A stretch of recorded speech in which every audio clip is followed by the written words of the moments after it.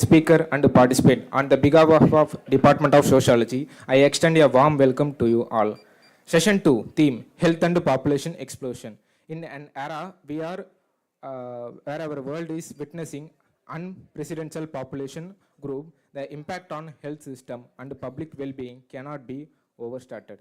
This session serves a platform to delve into the interact dynamic between these two critical aspects, exploring the challenges, opportunities, and the potential pathways for the healthier future. Thank you. And now I request Lydia Jennifer, first BA Sociology, to introduce the esteemed chairperson, Dr. N.A. Adinarayanappa.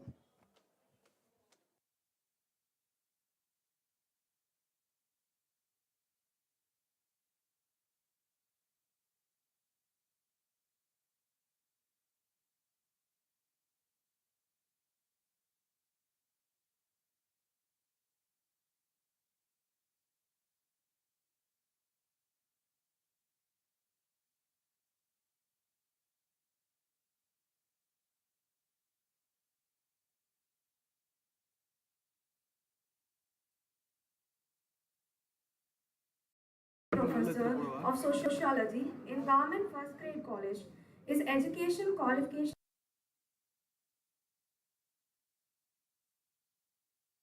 research work in family welfare programs, a CAP, which means knowledge, attitude, and practice, study of slum in Bangalore City. PhD topic of slums, urban environment and health, a sociology.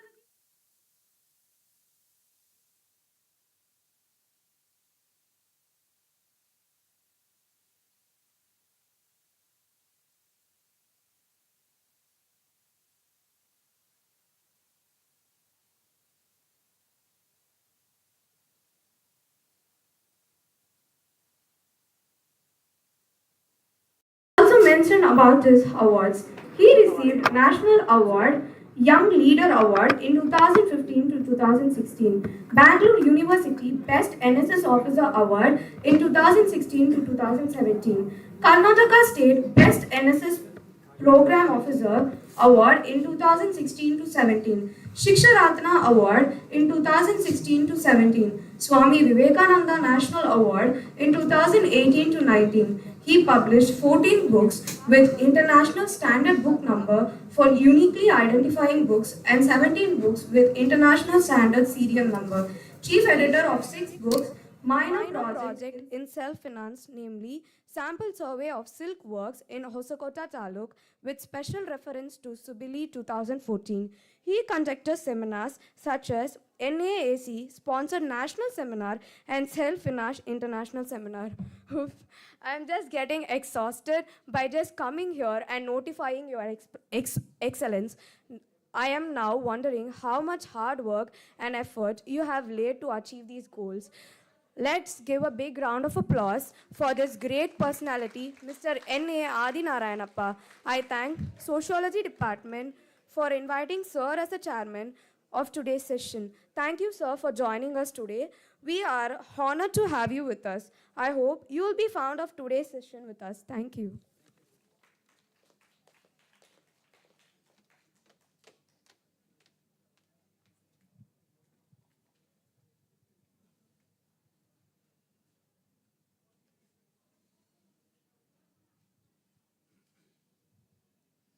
Okay, good afternoon to all. Illariki vanakkam. Okay, so now we'll start the presentation. Before starting the presentation, I would like to thank the organizers of this conference and your management. Because of them only, you're all presenting paper and also I am here. So I have visited several universities, colleges and organizations. Only few organizations or colleges are conducting this type of conference, particularly for the student. So you are all great personalities. Same thing, I have seen in the Department of Sociology, Periyar University, the great personality here, my friend Dr. Professor Sundaraj sir. He has the same thing. He conducted several programs for the sociology department students there and scholars also. So that time we presented our paper also along with their students and his colleagues. It's very good, progressive for the students and scholars. And also one more thing is, sometimes we are also learners. According to Baba Sahib Ambedkar, he said, till end of my life, I am a student, I am a learner. The same thing we are also practicing. Several issues we are learning from you people because everybody has their own capacities, how to build, how to present. So in the vice versa, how you are learning from this conference, in the vice versa, we are also learning some issues. Till end of my life also I am saying. So once again, I thanks to all the organizers of this conference. You are so lucky people. So concerned in presentation of the paper, be free. It's not an examination. Don't worry. If something happening here, don't bother about it. Because of learning, you are presenting your paper. Morning I saw 2-3 papers. I've seen excellently there you are presenting a paper. Because I have seen several faculties are presenting like that only. But although you are preparing wonderfully, without any piece of paper, you are preparing how to present a paper. Really, I am very happy to see here. Okay. Thank you once again to all the organizers. Then we will start the presentation. Thank you once again.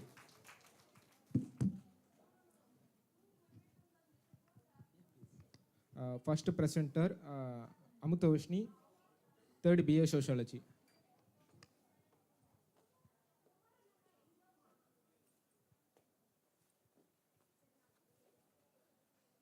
Next upcoming presenter, Dr. Sundar sir, Raja sir.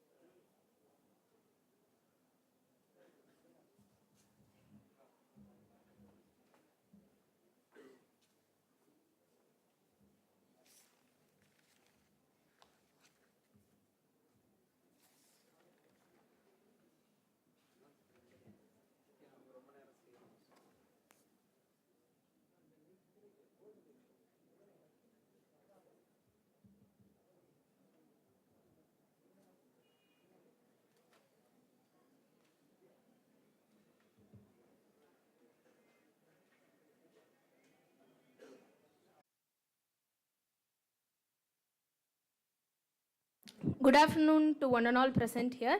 So, my topic for the research is population explosion, exploring changing trends in human values. So, as we all know, basically, population explosion is the rapid increase in human population where the country faces basic problems of feeding the population and accommodating them. According to one United Nations report, the population, overall world population is set to increase to 9.8 billion by 2050.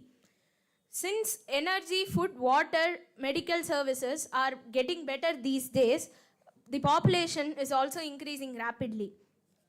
Increase in birth rate, decrease in infant mortality rate, growth of life expectancies are some of the causes of population explosion. A mixture of technological advancements that improve agricultural productivity and sanitation has also reduced mortality. And apart from that, the healthcare services today are also improving a lot, which has led to an increase in population.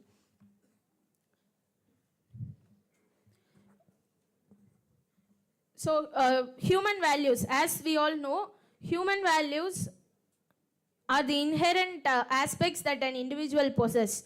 For example, honesty, loyalty, etc., which it is essential for all the human beings living.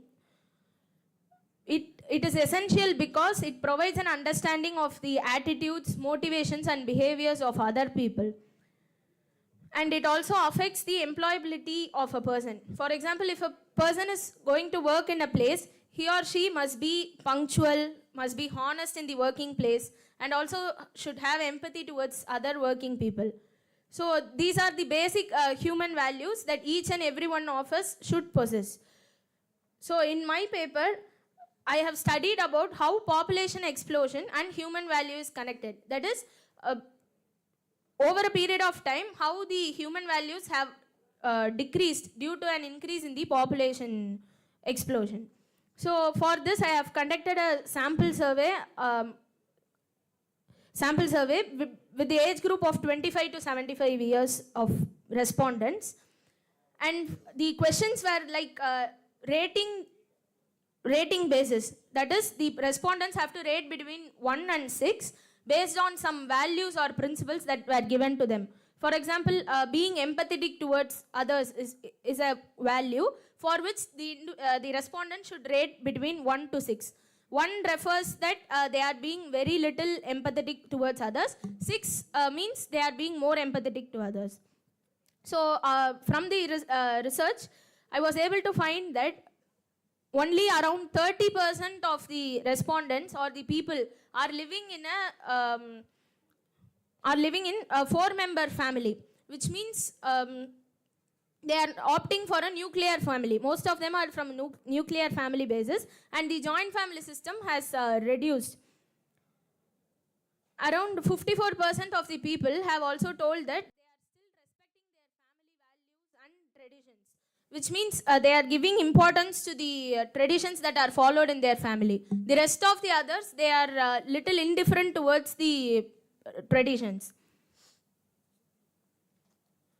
And also, when asked about the population increase affecting the human values, most of the people are of the opinion that population increase affects the human value to greater extent.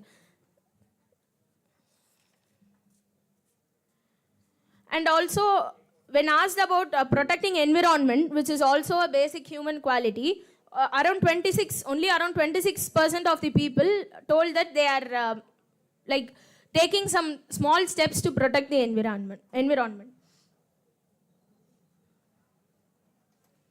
So, as a conclusion, we can say that population explosion, it is one of the becoming a major growing concerns of the globe. And apart from the economic and social problems that it gives, it also reduces the individual value and the quality of life. It also affects the quality of life of people. For example, in olden days, people used to live in a joint family system, but whereas nowadays most of them are opting for nuclear family, which means most of the people, they do not get time to talk with each other or to know about their cultures or values and the basic human values. Other than this, the values like respecting others' rights, protecting the environment is also gradually reducing nowadays. One of the major reasons for this is that most of the people are not indifferent to the opinions of others, and also the government is facing issues in maintaining the law and order due to the increased population. So therefore, the population explosion, apart from bringing many social and political impacts and economic impacts, it also affects the quality of life of the people. As I've mentioned here, a population with great human values is a population developed in all aspects. So if a country is having more population, that necessarily does not mean it is a country with a great value. All the individuals living in the country must have the basic human values, which we are finding diminishing in our society. So I hope we have to understand this situation, and we have to have that human values with us. Thank you.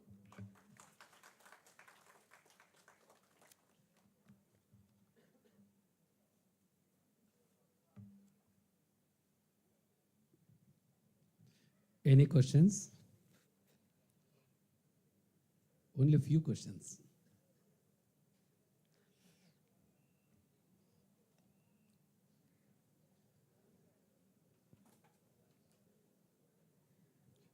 Okay, ma. I need one clarification. Yes, What type of methodology you have been adopted for this survey or study? Sir, I have used sampling method, and I have sent the questionnaires to random people between the age group of 25 to 75.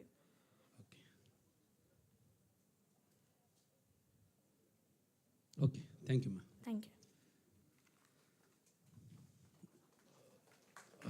Presentation was good. What she presented, the paper, we will discuss later after completion of the presentation. Okay. Next presenter is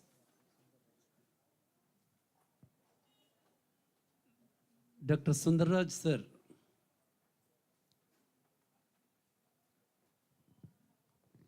Upcoming presenters, Priyanka.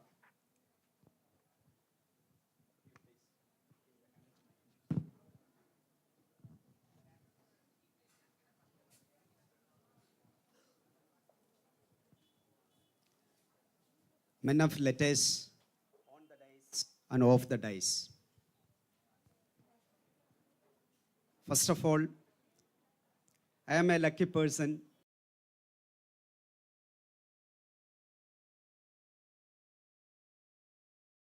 under the chair of Professor Dr. Adina Rayanayappa, very close to me. We have more than 15 years, a close association. From morning onwards, I am hearing population explosion, population growth, population control. If you have not controlled yourself, what will happen? Nothing will happen. It will goes. Actually, we have placed the highest place in the population growth. So now, India is the first place in the population growth. So my title is different. This is a outcome, a small portion of research work is I would like to present here. This is a major project funded by Government of India. This is my 5th project, a 22 lakh project, not completed, a small portion of the study on health and sustainability among Paniya tribal women in Kerala. Have you heard about the Paniya women? No, I know, because morning itself you have heard some your own problem. For the growth of population, for the control of population, you people are also responsible. That's why I would like to discuss. I am sharing with some important matter with you. Yes, because almost wherever you go, women are there's a majority of the people is, you people is women. Women are facing more problem. Am I right? My research area is almost gender-based research. I have focused itself. My PhD thesis, my MPhil thesis itself. My all project have focused on gender, right? So this paper is entirely different for your discussion. I am sharing for my ideas and views. 10 or 15 minutes, yes.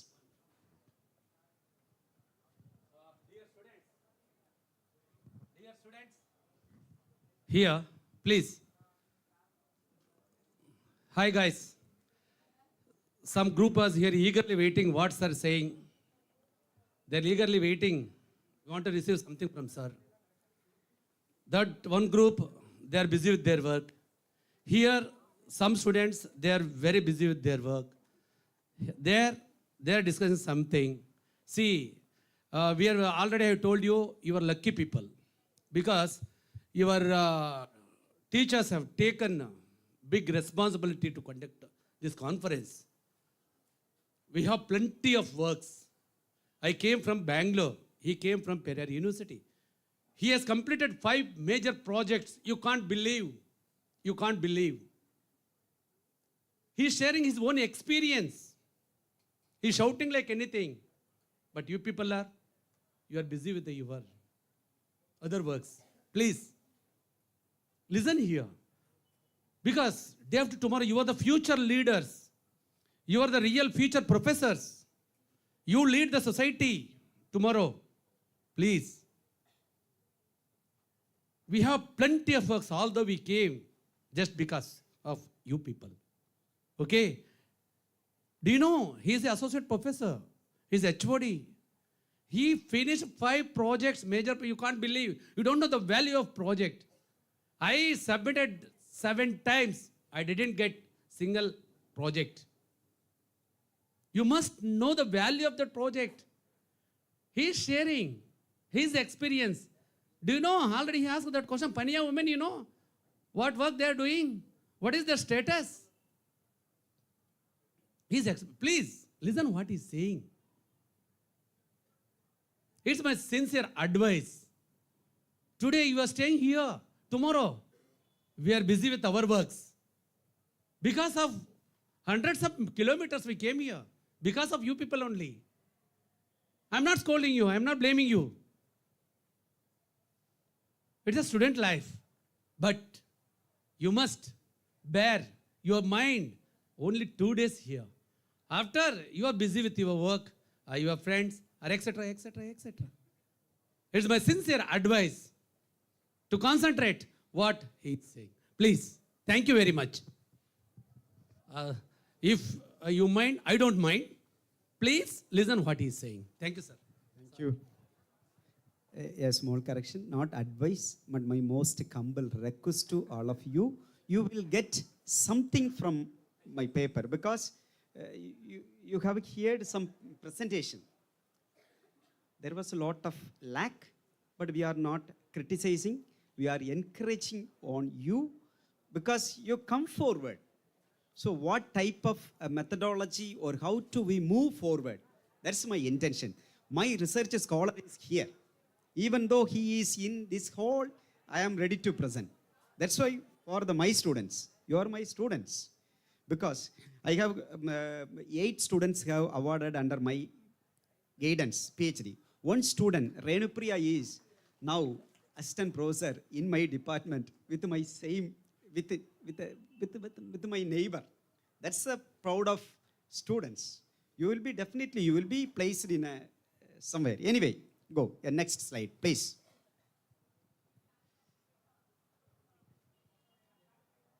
All of you know the concept tribe is not Indian term. It's a historical roots from the colonial period for the purpose of administrative purpose for British officials. But Indian people are, maybe students may not know how the concept or the term arise. Second one, In post-independent India, the government of India in 1935 has framed or formed a committee. That committee has moved from the administrative purpose to welfare and reservation policy. That means government is meant for welfare and development for the marginalized people, the marginalized segments. So in the Indian Constitution, Article 360 define what we mean by scheduled tribe. So in 1935, the government of India has appointed or constituted a committee for preparing a list of people or those who are come under the below poverty line. That means those who are come under the list of. So the list means schedule. Tamil la sonna enadhu pattiyal. So those who are come under the list or category of people are called as the scheduled. That is scheduled tribe. Yes. This is for your knowledge. There are 705 communities classified as scheduled tribes in India. That is 8.6% of country's population. In a state-wise breakdown, Meghalaya, Nagaland and Mizoram have the highest proportion of tribal populations, while states like Uttar Pradesh and Tamil Nadu have significantly lower tribal populations. Kerala and Tamil Nadu altogether hosting 36 different tribal groups have relatively low demographic representations. Therefore, there are around 693 distinct tribal groups in India. So after 2 slides, more than 25 objective type of questions will arise. Definitely, because I have frequently Chennai for the member of many selection recruitment committee here. So out of these 2 slides, whenever I will be in the selection board, I will raise from the 2 slides 25 questions I will ask to the students. So that's the importance. Yes. This research paper focus on the health-seeking behavior of Paniya women in Wayanad district of Kerala. Another point is, Wayanad district is the most attractive tourist place in Kerala. Am I right? So the study was conducted there. Is one of the wildlife animals are frequently visited the villages. They are the guest there. So that type of a study. In this context, the health and medical determinants affecting Paniya women in Wayanad district, Kerala warrant a thorough investigation. Women from marginalized segments face an array of health-related issues worsened by limited access to nutritional food, inadequate sanitation facilities, insufficient health education, suboptimal economic condition, a dearth of culturally sensitive healthcare practices. How many students you have visited the tribal area? I don't know. But we have, along with my scholars, along with my MA students, I have visited many places. If you are lecturing in this place or in this hall, that people are suffering. You cannot believe it. Still, women are not allowing to cover their upper body parts. That type of women are residing. Yes. Location of the study. I have a brief report. Wayanad district, already we have discussed. Yes. Universe and sample. From morning itself, some students are presented. And how to be selected? More than 100 people, 100 students are sitting here. Out of the 100, how to choose, how to choose a sample, a portion of people, how to select a portion of the people without any bias. That is the sampling procedure. So the study focus on the entire Paniya tribes in Wayanad district. Totally 69,116 people distributed across 15,876 households. பாருங்க 69,116 tribal people இருக்காங்க. எதிலிருந்து 15,876 household இருக்காங்க.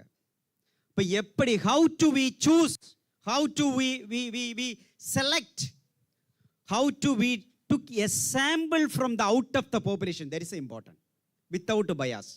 நான் இங்கே இருக்க ஒரு 10 பேர் அந்த குரூப்பில் இருந்து நீங்கள் வாங்க வாங்கன்னு கூப்பிடுறேன். என்ன பேஸில் கூப்பிட்டீங்க sir? on what basis, on what you have called me அப்படின்னு கேட்டால் என்ன செய்யணும்? ரேண்டம்னா என்ன ரேண்டம்? சிம்பிள் ரேண்டம் இருக்கு, அப்படி நிறைய டைப்ஸ் இருக்கு. அது I am coming to the point. The sample size was determined to be 394 using Zulovian's formula. There is a formula. Everything, whatever you have studied, there is a formula. Based on the formula, we have selected a sample or a particular size of the population. A multi-stage random sampling procedure was employed to select the sample. That means the region, the entire state has been selected. From the entire state, one district was selected. Why? Because that district was the highest population of Paniya people or Paniya tribal communities. Wayanad district was divided into 3 blocks. 3 block panchayat, Manandawadi, Kalpata and Sultan Batheri. From each block, 4 panchayat were selected. Each selected panchayat and 394 households were randomly selected. This is the procedure of the population selection or sample selection. Health seeking behavior, the major health problems. First one is tuberculosis is the major one, and anemia and sickle cell anemia. Government has proclaimed that sickle cell anemia has eradicated from our society. இந்தியாவினுடைய மண்ணில் இருந்தே சிக்கிள் செல் அனீமியாவை இல்லாமல் ஆக்கிட்டுன்னு சொல்கிறாங்க. No, not like that. Still some tribal people are facing sickle cell anemia. Okay. Then immunization, immunity power has lower, alcoholism and tobacco chewing. These are the major health seeking behavior of the Paniya tribal women. Sanitary condition of Paniya community. You see, access to proper menstrual hygiene products, clean and private facilities for sanitation, and education on menstrual health and hygiene can be limited in their communities. This lack of access can lead to various health challenges and discomfort for Paniya tribal women. Yes, government has implemented the sanitary vending machine in some colleges, but still the majority of women's colleges in Tamil Nadu has not properly or successfully implemented. But how can we expect from a tribal people or a tribal locality or a community? That's a big problem. Yes, at the medical care prepared. The major medical, the Paniya women have opted primary health center, Ayurvedic dispensary, homeo dispensary, government hospital, medical college, private clinic and private hospital. Okay, next one. At the health insurance. Next one. Government has implemented various types of health insurance for all people, particularly tribal people. First one, the majority of respondents comprising 55.2% have opted for the Rashtriya Swastha Bima Yojana. இங்கே இருக்க எவ்வளவு பேருக்கு தெரியும் இப்படி ஒரு insurance scheme இருக்குன்னு தெரியும்? Majority of the people only know Star Health. Am I right? Yes. நிறைய இருக்கு, அதில் பார்த்து. Spiritual healing. I have published a paper on traditional medical practices of tribal women. Okay, the elderly people. Here, spiritual healing. Are you believing? Still, tribal people practiced the magical healing power. So, the magical healing practices, Deivam Kanal, with the Paniya community. There is a healing practices, Deivam Kanal. It is not worthy that a substantial proportion of 25.4% of response reported seeking treatment for fears. All of you people, or all of us, afraid of something. If you visited in a dark place, do you remember E.M. Foster? A Passage to India. E.M. Foster அப்படிங்கிற ரஷ்யாவில் இருந்து ஒரு book எழுதியிருக்காரு, A Passage to India. Okay. So anyway, Deivam Kanal is the term used by the Paniya tribe for healing, the magical healing practices. Fever is the second most common ailment treated by the magical healing practices. They have used some black clothes. நீங்கள் cinema எல்லாம் எங்கேயாவது பார்த்துருப்பீங்கன்னு நான் நினைக்கிறேன். ஒரு கருத்த ஒரு போர்வையை போத்துவாங்க. ஓகே, நான் சார்கிட்ட பேசியிருக்கேன். இன்னொரு இதில் அதில் வீடியோ எல்லாம் காணிக்கிறதுக்கு நாங்கள் ரெடியாக இருக்கோம். Yes, anyway, yes, next. Inclusive health assessment. What type of illness involves a multifaceted approach, self-evaluation, knowledge and indigenous practices, family members, colleagues and community members, collective efforts within the community. இது எப்படி அவங்க assess பண்ணுறாங்கன்னு. These graphs, this presentation has prepared ourselves. This is our own diagram. This is our own ideas. Morning Professor Rajesh requested to students, you have to prepare your own diagram. What you intend in your study. That is the important. We are not derived from someone's picture or something. Okay, that's why we have self-evaluation, family members, colleagues and community members are included their health assessment. If the adolescent girl has any problems, the elderly women has assessed, evaluated what type of health problems the adolescent has in our community has faced.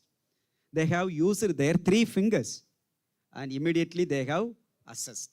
They have find out. That's why. Next one. Traditional habits.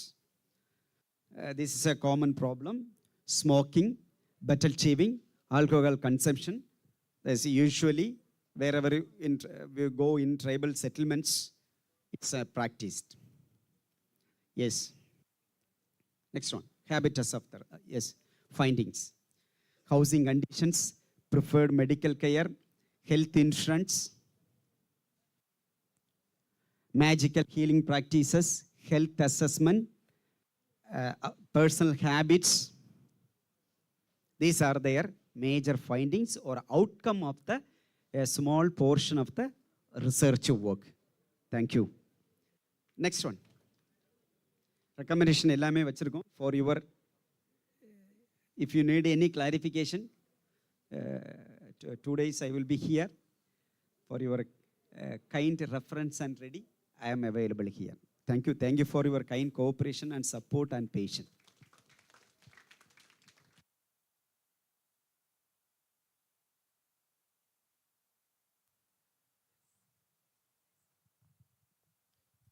Next one, Priyanka, yes. And upcoming, Danuja Saravanan.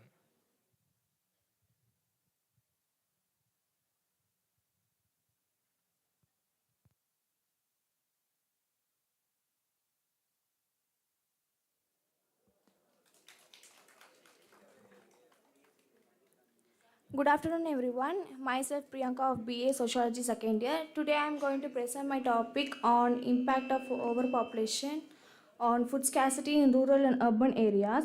Now, I will be discussing a critical issue of food scarcity that affects millions across our nation. This paper discusses the complex relationship between overpopulation and food scarcity, emphasizing challenges faced by many countries globally. The objective of this research is to address the challenges such as sustainable method, which is 25 in urban and 25 in rural areas, varies from the age group of 18 to 50. Data were collected using an online questionnaire system and compare the findings between compare the findings between rural and urban areas to identify patterns and disparities. Next slide.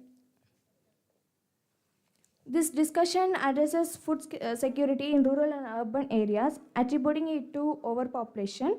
We explored how population growth strains food resources, causing interconnected challenges. Factors, consequences, and potential solutions are examined, emphasizing the complex dynamics in food production, distribution, and food availability. This goal is to illuminate challenges and propose solutions for both settings. Rural food supply relies heavily on agriculture, contributing it to 70 to 80% of production, with 60 to 70% consumed locally.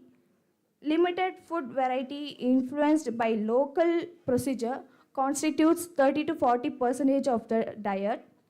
Urban food supply, receiving 70 to 80% from the various sources, offers diverse choices with 60 to 70% of influenced by imported foods. Overpopulation strains resources, allocating 30 to 40% of food production, leading to increased demand by 20 to 30%. Transportation challenges impact 20 to 30% of food availability, contributing to potential food scarcity. Vulnerable groups may be affected, represented 10 to 20% of the population. Promoting sustainable agriculture, which is 10 to 20%, can enhance rural food production while preserving natural resources.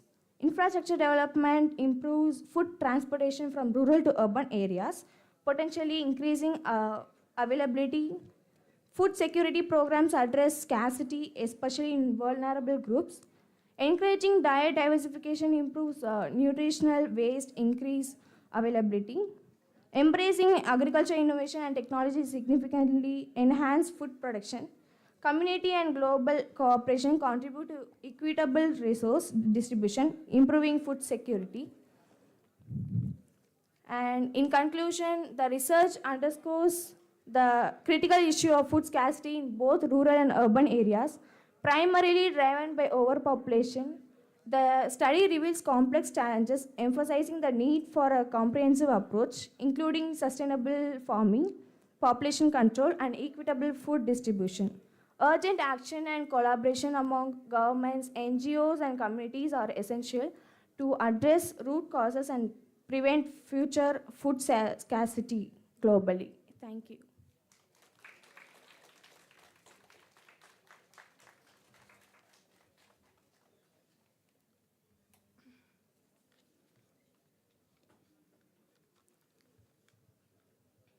No questions?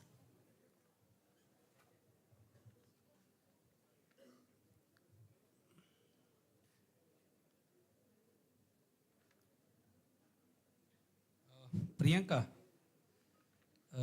good. Your preparation was very good. But I want one small clarification. You mentioned important issues in your presentation. Good. But you mentioned one word, vulnerable groups in your paper. Just give one or two examples for vulnerable groups. Any one or two. In your area, a rural area or urban area, anywhere.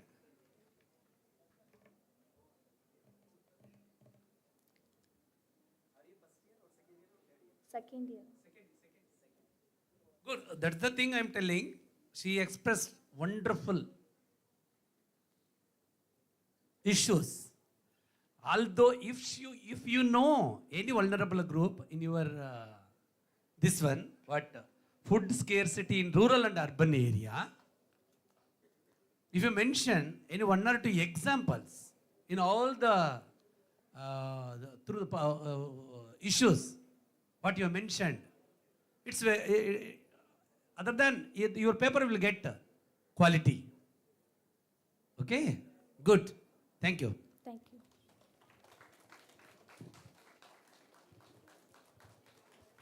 Next presenter, Danuja Saravanan. And upcoming, Jui Jahan.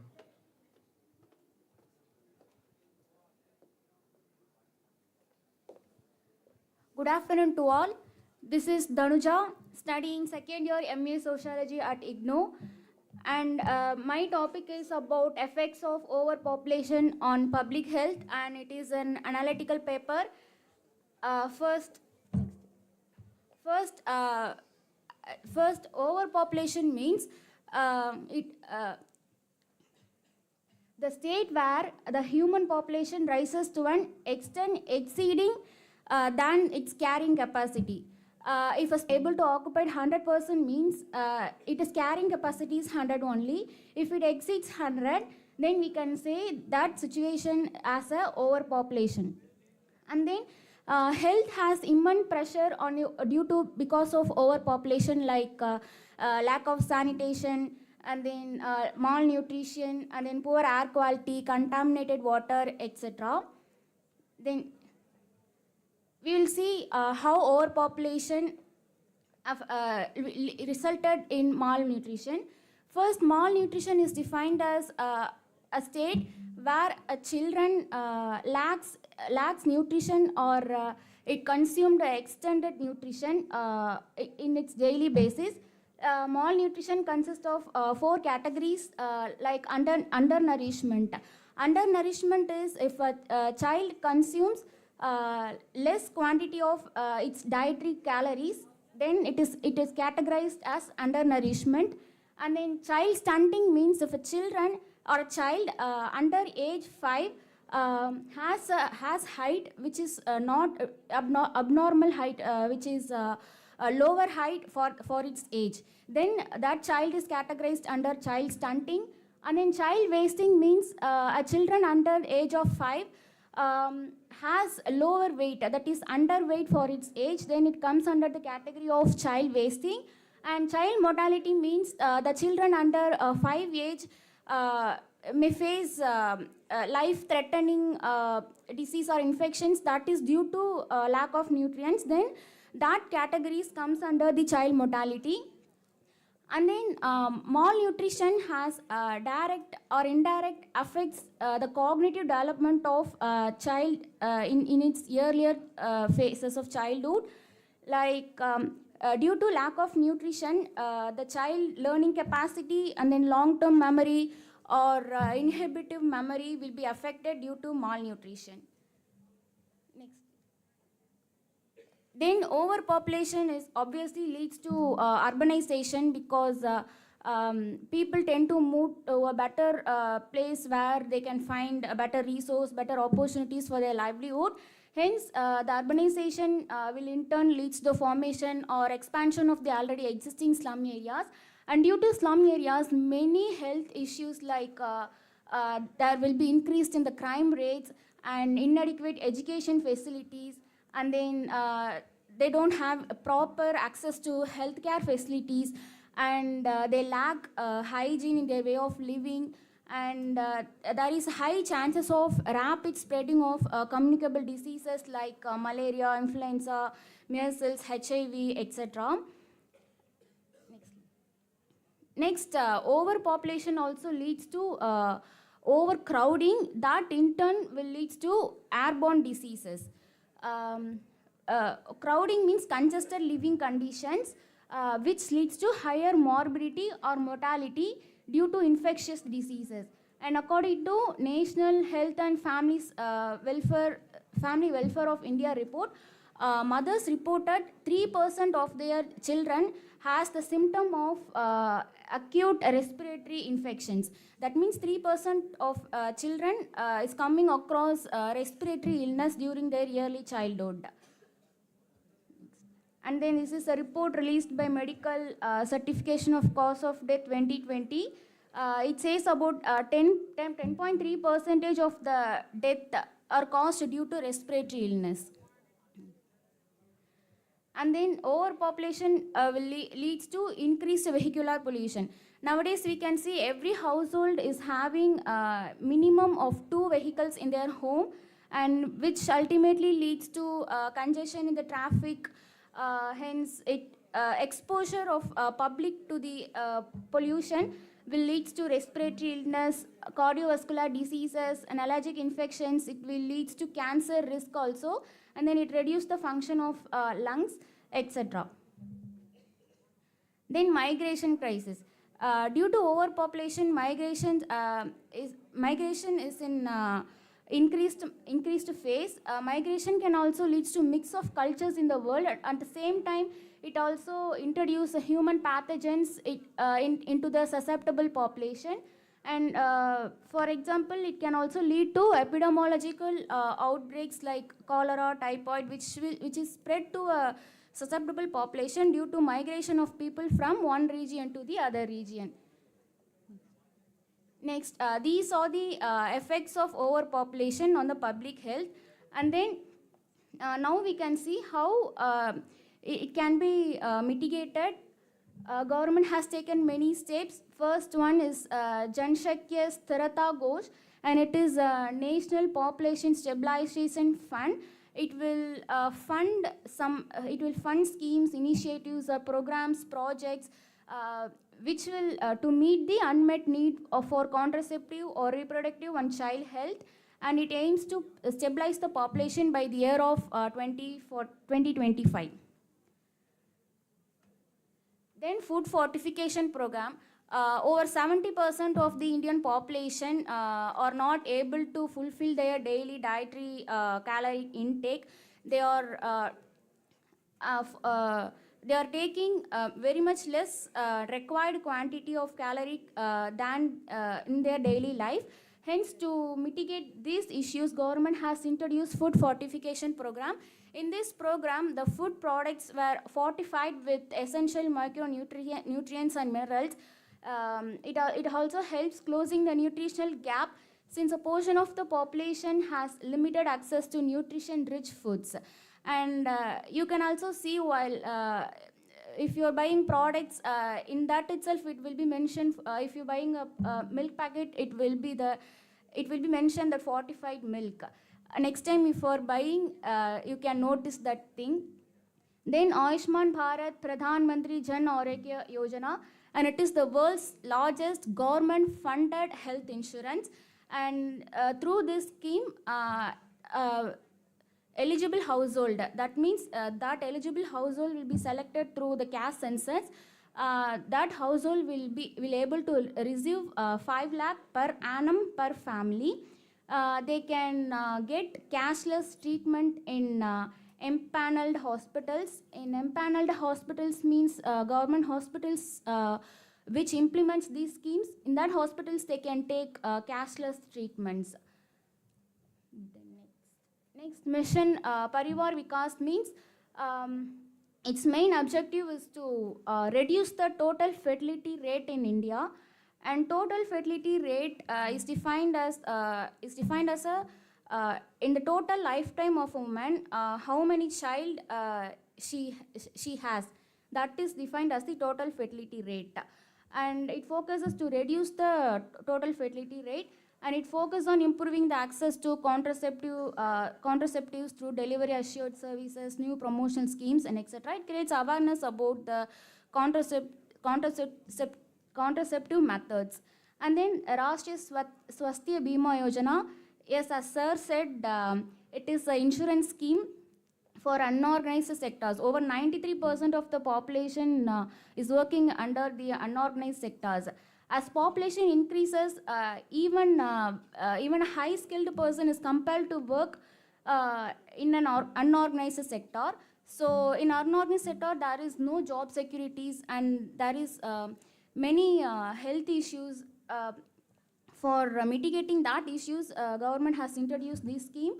And because of lack of money, they are not willing to take the hospitalization or treatment. So to eradicate that, the government has taken step to provide health insurance for the unorganized sector. That is this Rashtriya Swasthya Bima Yojana.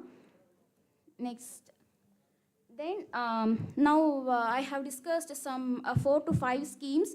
All these schemes are based on short-term goals only. They are leaned towards how we can cure or eradicate these medical issues that is arise due to population. But my conclusion is that the scheme should be based on long-term outcomes. Like schemes which are discussed till now are only focuses on hospitalization, subsidized treatments, like that. It gives only it gives immediate result, but it is it spans for only short period of time. If the amount allocated for this scheme is over, then the schemes gets inefficient in its working. So we should focus on long-term outcomes based schemes, like we should focus on imparting nutrient values to the vulnerable sections of the people. That will, even though the result is not immediately visible, it will have long-term impact on the health sector of our country. And then this is my conclusion. And then yes, that schemes should be based on scientific evidences. And then I would like to present one example of how health issues in India are handled by our government. First, let us take the issue of TB is prevailing in our country. US and then India. India and US uses the same TB medications to eradicate the disease, but US have shown a dramatical decrease in the TB cases, but India, even though using the same medications followed by the US, but lacks in eradicating the diseases. Here, what is the reason behind this lagging means? US having even though the medication is same in the two countries, India lacks in the socio-economic factors, like we have more poverty, we have less sanitation facilities. So if the schemes are medical centric or physician centric, it will give us only a short-term impact. Hence, it should have, if it wants to be a long-term impact, means we should also concentrate in socio-economic issues also. So this is my conclusion. Thank you.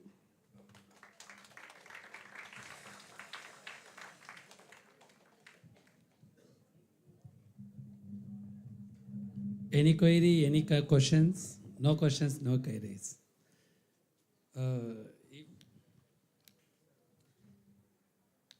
Who? Yeah, please.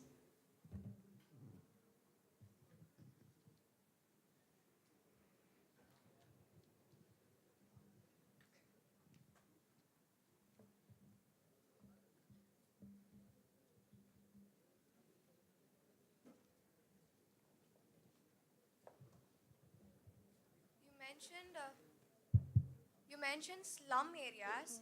So, on your perspective, do you think that only the disease or the viral fever are only spreading from the slum areas? No, I'm saying that the chances are very high in slum areas when compared to other regions. Okay, thank you.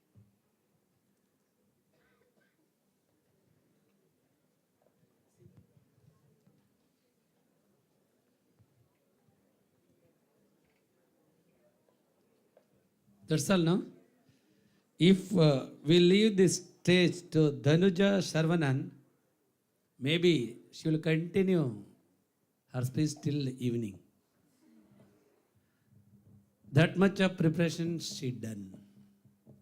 Good? All the best. Thank you. We'll discuss later.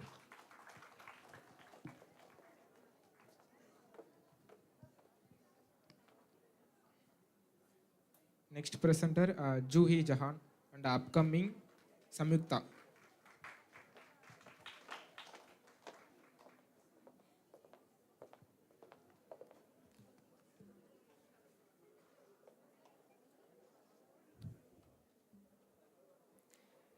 So, good afternoon to the respectable chairperson and the presenters and the participants over here. I'm M. Juhi Jahan from second year BA Sociology, DG Vaishnav College, and I'm here to present the research on the topic, the impact of population explosion in the fashion industry, and a study conducted in Chennai. I'm the author of this paper, and Aruna Tamilini I is the co-author of the paper. So let's move on to the introduction. Next slide. So as we all know, India has become the most populous country, and this has diverse effects in various industries. And one among that is the fashion industry. And fashion industry generally includes accessories, makeup, clothing, everything. I mean, everything regarded with the beauty and the aesthetics. But our research, we specifically focused on the clothing section. Next slide. So why are we doing this study, why did we conduct this study? It is because that we viewed various research papers previously, and in those research papers we found that the interrelationship between the population explosion and the fashion industry was not found out. Therefore, we wanted to find the interrelationship between these both variables. And also, today's youth are tomorrow's future, as we all know. So their behavior impacts highly on the society. Therefore, we are focused on the youth behavior towards fashion in Chennai. Next slide. So the methodology that we used the simple random sampling method, and the respondents were 40, 20 male and 20 female. And the age of the respondents were from 16 to 28 years. The study area, as I told before, was Chennai. And the responses were collected using the direct interview method. Next. So the objectives that we derived, we wanted to analyze the impact of population explosion in the fashion industry, and we also wanted to know in what way fashion industry is affected by the population growth. And also we wanted to understand the effects of the fashion industry on the environment and the society. Next slide. So we'll come into our findings and discussion. So this pie chart depicts that more than 60% of the youngsters who responded to us like to buy clothes than anything else, and it was something interesting to us while finding. The next slide. And this slide showcases that more than 50% of those respondents buy clothes once in 3 months, which is quarterly, and this is seen as something frequent. Next slide. From this pie chart, we come to know that more than 80% of the respondents buy from fashion brands like Reliance Trends, Mats, Zudio, Pantaloons, etc. And it is to be noted specifically that all these brands are fast fashion brands. And I'll talk about fast fashion and its meaning later. The next slide. So this picture, the pie chart depicts that more than 50% of the respondents spend from rupees 10,000 to 30,000 yearly for purchasing clothes. And this is something to be regarded high. The next slide. So here we can understand that more than 70% of the respondents said that they dispose the clothes that they buy within a year. It's a little bit shocking. And you will understand why this is happening later in the conclusion part. So through our findings, we came to know that there is a trend of fast fashion among the youngsters. And what is fast fashion? It is where large quantity of clothes are produced, that too in a very short span of time. And of course, we know youngsters like to be up to date in everything, and like that they also like to be up to date and keep in pace with the trend in styles also. And why this fast fashion is happening? It is because that the quantity, due to the population explosion, the quantity of the clothes that need to be produced is increased. And due to this, the fashion industries focus much on the quantity aspect rather than the quality of the products. Therefore, what happens is that the quantity, the industries focus on the quantity and the quality decreases gradually. And so what happens when people buy from fast fashion brands? They dispose it sooner. That is what we have seen even in our findings also. The next slide. So also we have linked our research with philosopher and economist Karl Marx theory, his contribution and view, where he, in his work, Capital, that is Das Capital, he told about fast fashion and its frequently changing styles as murderous, meaningless caprices of fashion. And why he is telling it to be murderous and meaningless is that when quantity and the demand is high for producing clothes, the workers are forced to produce the clothes, in a very short span of time. So they need to work for long hours. And that is why he's telling that it is meaningless and murderous. Next slide. So yes, population has exploded. Population, the demand is high for clothes also. But yes, it is important to focus on the part that we need to control the population and we need to bring policies for population control. But as consumers and as individuals, what can we do from our side? That is what our research focused on. So we found out that there is a solution for this fast fashion, which is the opposite of fast fashion is slow fashion. So slow fashion is the solution for controlling the effects of population on the environment and society. Why we need to control fast fashion is that it has several impacts on the society. Like, fast fashion products are made up of synthetic fibers, and synthetic fibers, they are made of petrochemicals and, energy is used. So there, what happens is carbon emission happens. And we all know carbon emission leads to global warming. So it is, it creates a severe effect on the environment and also on the society as workers are affected. So therefore, the solution, to control the impact of fast fashion on the environment and society is slow fashion. And slow fashion is just the opposite of fast fashion, where less quantity of, necessary quantity of clothes will be produced, but with good quality natural fibers. So as consumers, we need to be responsible. When you go to a shop to buy a cloth, don't see the design and price alone. Also see the quality of the product and also see what impact it creates on the society when you buy that cloth. Whether it is of natural fiber, whether it is sustainable or not, that is to be noted. Next slide. So yes, switch to slow fashion. So as a responsible person, you need to use slow fashion and also create this awareness to the people, because many will be using the fast fashion brands, but they themselves will not be aware that they are using it. So please create awareness among everyone. And also I would like to include here that our government on February 26th, they are conducting a Bharat Tech Expo, where the Indian suppliers will establish the sustainable fashion ideas and brands. So therefore, I think there is a hope for India, where we can grow sustainable and slow fashion by decreasing fast fashion. So we have come to the conclusion part. And at last, I would like to conclude this research presentation with a saying of Vivienne Westwood: buy less, choose well, and make it last. Thank you all.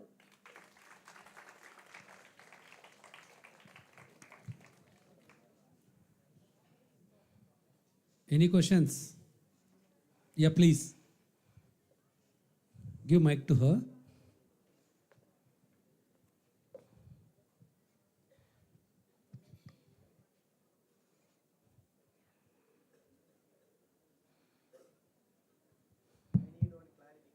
Yes. First of all, I would congratulate of this presentation. Just a minute.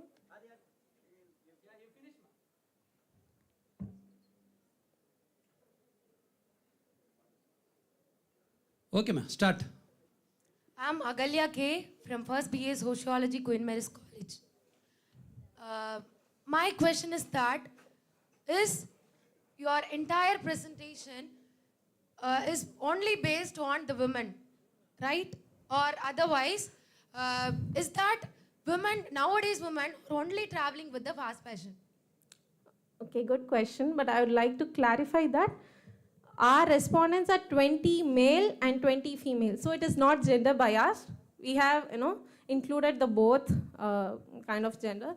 And I'm not telling that today's women are obsessed with fast fashion, but we are unaware that we are moving into the trend of fast fashion. So I would like to give an awareness here.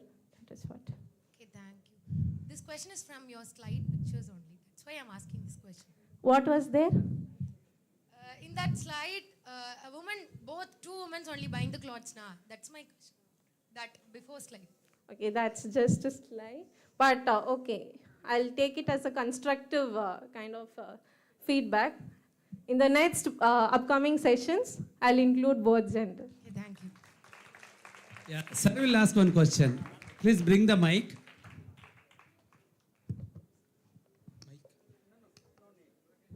Yes, sir. Yes, sir.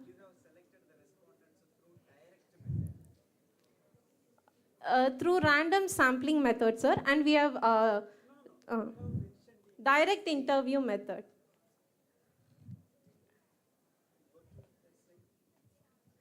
Please move to the methodology. Methodology, sir.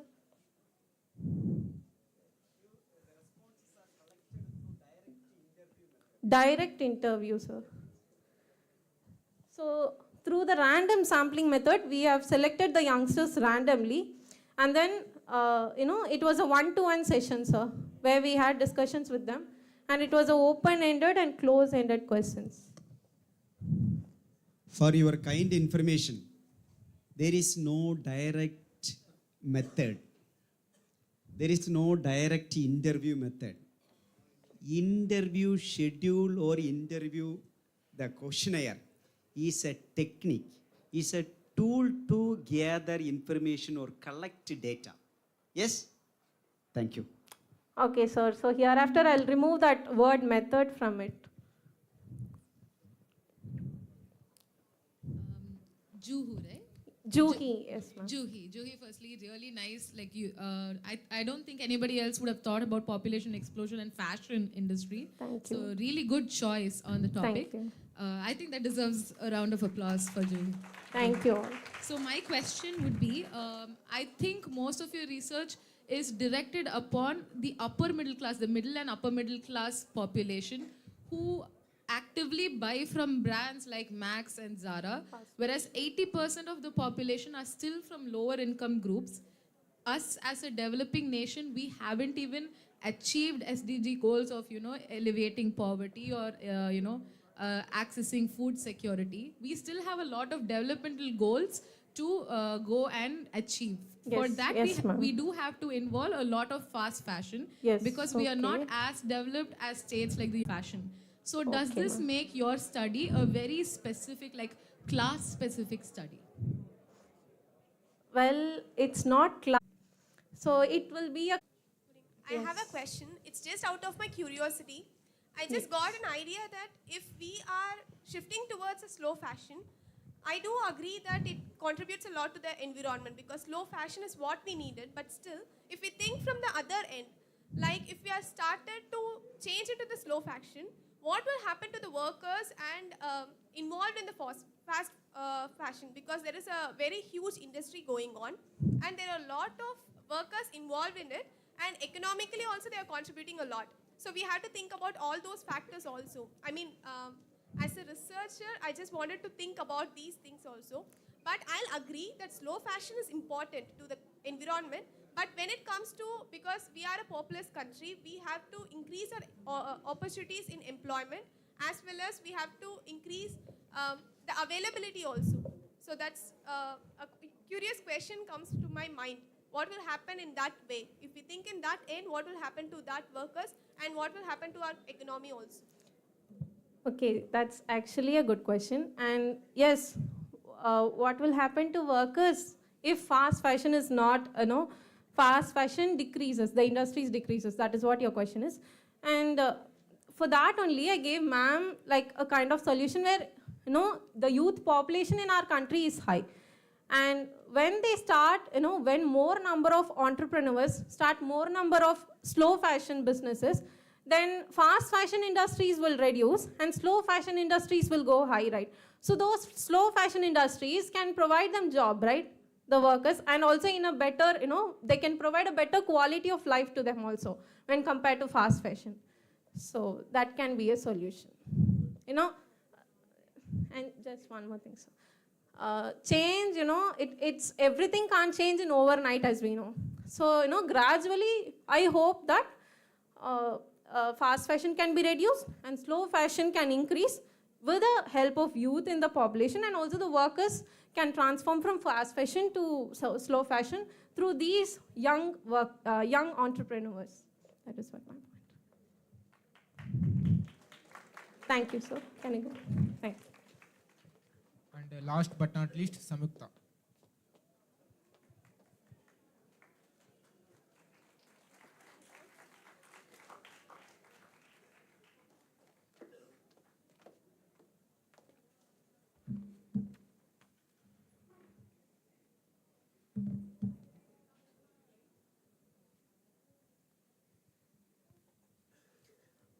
Good afternoon, sir. Good afternoon, everyone.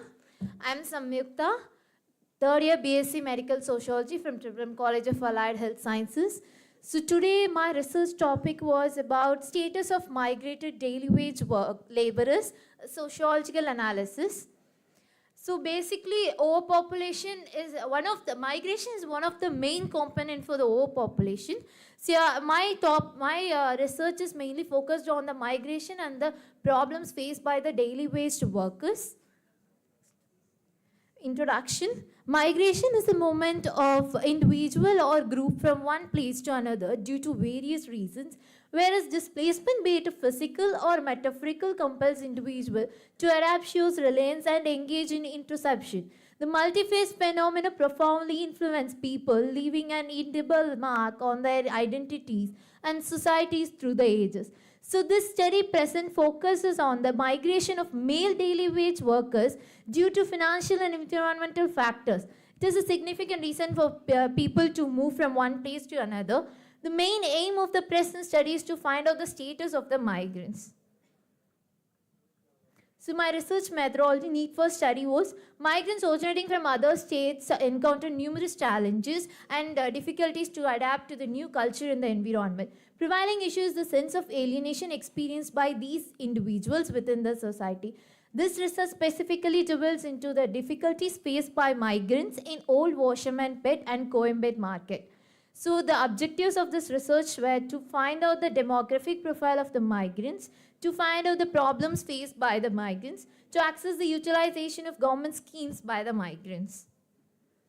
So research design, the study follows descriptive design and methods and tools, questionnaire prepared to understand the problem faced by the migrants, and observation is a method, and interview schedule is used as a tool for data collection.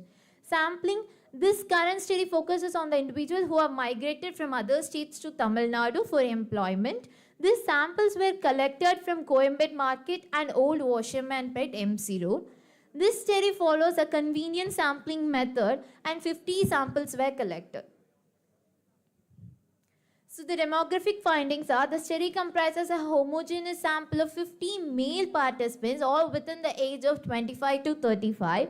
The occupation status of majority was flower sellers 36% and the fruit sellers were 30%, street food sellers were 10% and textile workers were 24%. These were the daily wage workers. They were getting the daily wages not in the organized sector. They were focusing on the unorganized sector. And the geography of this samples were majority of the people are from Assam 60%, Rajasthan 12%, Bihar 20% and from UP, Uttar Pradesh 8%. So reasons for migration. Reason for migration was like majority reason is financial crisis facing by these migrants are making them to move from their native to other states for a job or education or to settle in a good life. So 62% of migrants migrated due to financial crisis and 18% as a result of environmental conditions and 12% migrated for reason not specified. They don't want to specify the reason. We asked, but they don't want to specify the reason. And 8% migrated due to conflicts and violence in their area or in their native places. Working conditions of the migrants. Mostly, a majority of the migrants were facing difficulties in the working conditions, like language barrier and discrimination, inadequate salary, low wages, struggle to meet the daily needs. As well as for the migrants who have children, they are facing difficulties to make them join in the schools, like because of language barriers and the new culture and the environment. And 34% responded like they don't face any issues. And social integration, 65% responded expresses a perception of local people attitude as ignorant and unfaithful. They felt alienated and they faced difficulty to achieve social integration. There is a lack of social relationship between local people and the migrants, and 35 were reported like they don't face any kind of social integration problems. And about mental health, it is a major problem for the migrants who are migrated from other states to here. Majority, 78% were reported they were experiencing anxiety, depression. This occurred due to lack of psychological support. Also, they will feel homesick and other kind of like personal needs. And this study underscores the urgent need for targeted mental health support and intervention to address the well-being and healthcare facilities. Healthcare facilities, 82% majority reported they are having easy access to healthcare, and where 18% were reported they were facing difficulties to access healthcare. So main component is there is a lack of awareness about health schemes and the healthcare services provided by the government. If the schemes and other policies were reported to the migrants, it will be easy and accessible to them to access the healthcare services, which was a very basic need. And housing conditions, 62% lived in a tenant housing, 32% in workplaces, and 6% in huts. So tenant housing, mostly the married people prefer to be in the tenant housing. 32% were in workplaces, example the construction, or else who else, they can stay in the market or shop itself. And 6% in huts. This can be prevented by the government schemes and any other NGOs. And sanitation facilities, 50% agreed on cleanliness and 50% disagreed. Sanitation facilities on their workplace as well as their living environment. The 50% agreed that they have the cleanliness and toilet facilities and other basic needs, but 50% were disagreed that they don't have the basic facilities of sanitation. And about ration card, only 25% had access and 75% has not. So this is a major problem rising between the migrants, because only 25% people were having, because they were married. Most of the people were married, and that's why they can get the ration card. Also, they were staying here for more years. And the other people who are like coming from the other states, like if a man, like I took like 50 male samples. If a man is coming from Bihar to here, they don't have the ration card with them. So they are struggling to meet their daily needs, and they were struggling to have the food, and because the ration food is cost is very low. In the normal markets, the food cost is very high. It's a basic necessity to get the food. And this study underscores the critical necessity for targeted policies addressing the migrants' multi-phase challenges in India. In order to support the well-being of this vulnerable population, it is imperative to implement comprehensive measures, including economic support, social support, programs, social integration programs, mental health services, initiatives aimed to enhance children's education. Additional efforts to raise awareness about government health schemes and facilitate access to essential facilities such as ration card can contribute to an improvement of quality of life of these migrants. Some suggestions are to implement targeted programs addressing working condition, mental health, and social integration, collaborate with the local communities to enhance understanding and support for migrants, continue providing accessible healthcare services and improve sanitation facilities, expand awareness programs for government schemes and ensuring more migrant benefits, develop inclusive housing initiative tailored to diverse living condition. Thank you.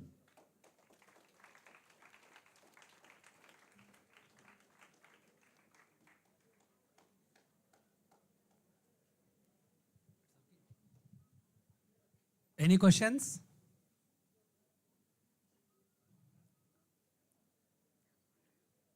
Okay. Thank you, ma. Good presentation. Thank you, sir.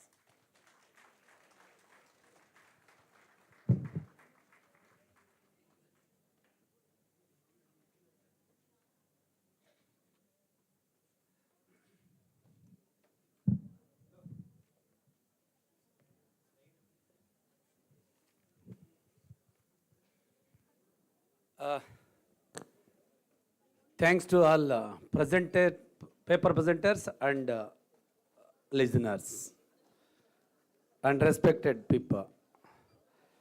So now it's my time to express my views on presentations. So around 1 hour, 20 minutes, around 6 presentation papers has been presented. With the kind permission of next chair, Professor Sundaraj sir, shall I take another 5 to 10 minutes? If you permit, I'll take. Yeah, thank you very much, sir. So now, all 6 presenters, excellently, you put your maximum work on your papers. So I'll give 2-3 lines on each paper because it's my responsibility to give my views on your presentations. Amrita Varshini. See here, our topic is exploring changing trends in human values. Connection will connect with population explosion. Good presentation. She covers human values, employability, working place. Then very important is how to population explosion is her sample survey. For example, she explains some statistics. So already sir has mentioned, I'll discuss later. And also in her sample survey, she explains some statistics, photos. She covers, important thing is the environmental issues also she covers.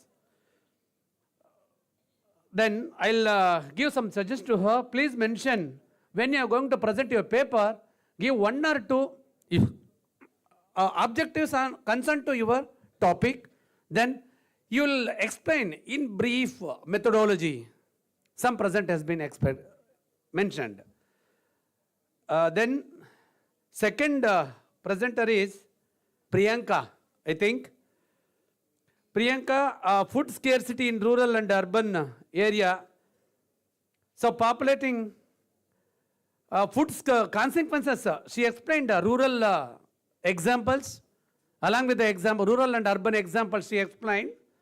Food and then one more thing she mentioned, local and local food varieties also she mentioned some important things. Good presentation. But next presenter is Danuja Sharvanan. Already I told on one comment on her. If we'll give time, she will take another 1 hour or half an hour. Really excellent presentation because she put maximum effort on her paper. Okay, good. Public health and analysis. Yeah, analysis. She mentioned, she covers malnutrition, then undernutrition, direct and indirect effects on child, urbanization. She links with these issues to the urban and urbanization, and also she covers slum population. Very good. She covers rural, urban, child, diseases, migration, funding schemes. She mentioned PM programs for health. Then one more thing is insurance schemes, etc., etc. Excellent and very good presentation. All the best. Keep it up. Then Juhi Jahan and Aruna Tamilini. So fashion industry, it's a different field. You have a very good, you have a good plan. Then one more important things I want to say. You have a good vocabulary, good language, body language, excellent. So please keep it up. Then one more thing, I want to mention, please don't go the broad way. You take simple things to connect because some connection has been missed. Please concentrate on your field and your topic. How you are going to there? You concentrate on brands, okay, fine. We don't need that brands, all those things. How this affect on population, our population explosion, how affect on fashion. That is very important. Please be concentrated on that. Okay, other than that, excellent. Then finally, Samyukta, I think she's not a sociology background. Although she presented good presentation. So here also, she has been concentrated migration, migrants, etc., etc., etc. Good. So finally, all papers are excellent and good. My observation, these are the important things I have been observed in your presentations. Now, please, when you are going to present a paper, maximum put your effort, use your own links, use your own work. Already, my friend Professor Sundara Sir mentioned what you are going to mention the statistics. Please be prepared. You only prepare. Then field work, your field work, table, you prepare tables, and charts, you only prepare the charts. When we are going to do all those things, we will get more experience on particular your topic, concerned to your issues. So, my suggestion is to all, please be present, whichever you want. Okay, your own presentation is very, very, very valuable and important things. So once again, I congratulations all the organizers and paper presenters and your suggestions excellently, extremely you presented a paper because we have seen several presentations. But I really am telling you, I impressed on your paper presentations. You put all maximum efforts on your papers. Good, thank you. To my wishes, all the best. Please conduct another seminar or conferences. Again, we will come along with my students, my friends. So thank you, sir. Thanks once again all the organizers and institution. Vanakkam.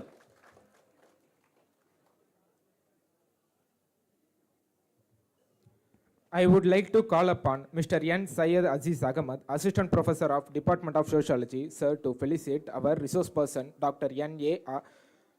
Adinarayanappan.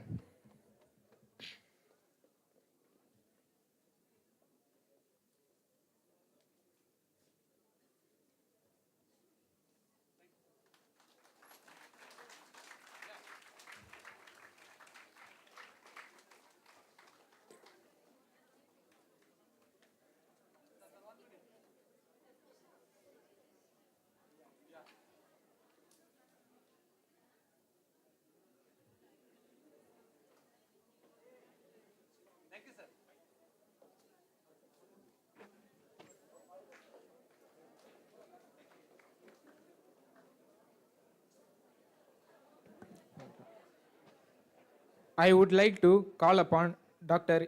N. A. Adinarayanappan, sir, to give certificate to the participants.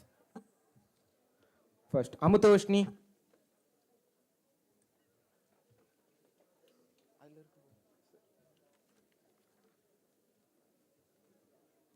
Next.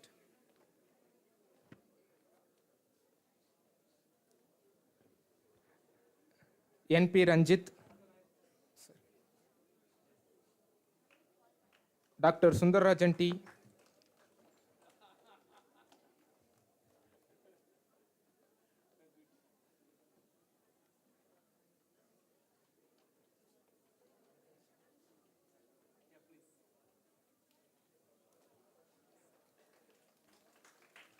Priyanka.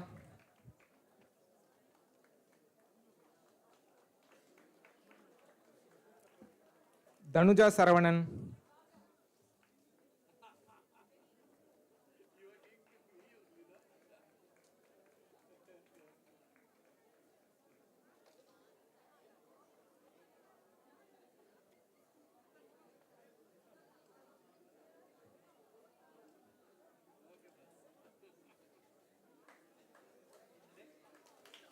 Priyanka. Priyanka, second year.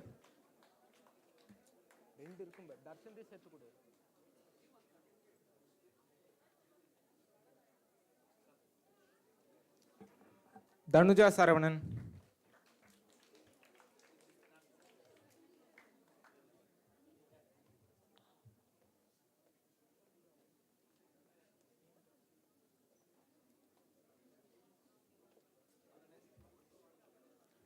Jui Jahan and Samyukta.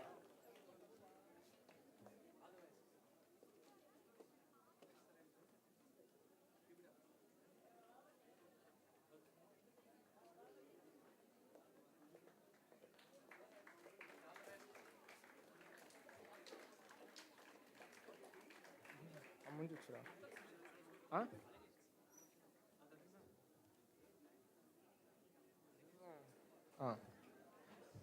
All of us. Thank you all for a remarkable session on health and population exposure. Gratitude to our chairperson, Dr. N.A. Adinarayanappan sir, insightful speaker and engaged participant and organizing team. Your contribution have made this discussion impactful. Let's carry forward this sharing knowledge and commitment to healthful future. Until next time, thank you. Signing off, Krishnakant.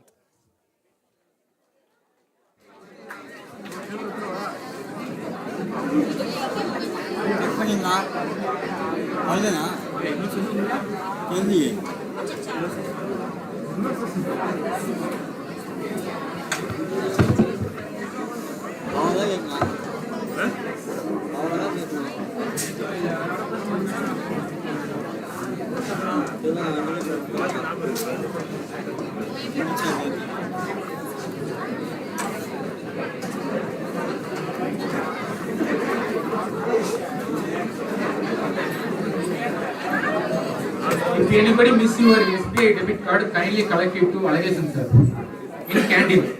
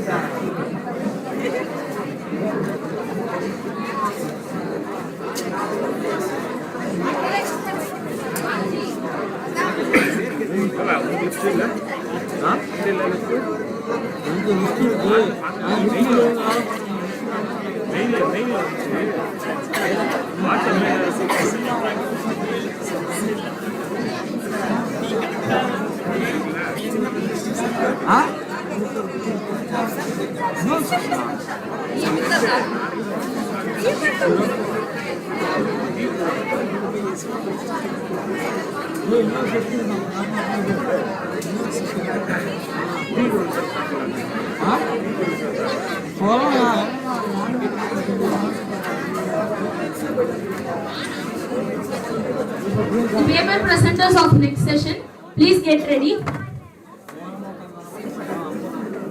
The paper presenters, please occupy the front row. Anandi, Keertana, Mohammed Saqib, Harshit Subramaniam, Varshini, Madhumita and Santosh Kumar, Sakshi Deepmani and Annie Victor, Joshika.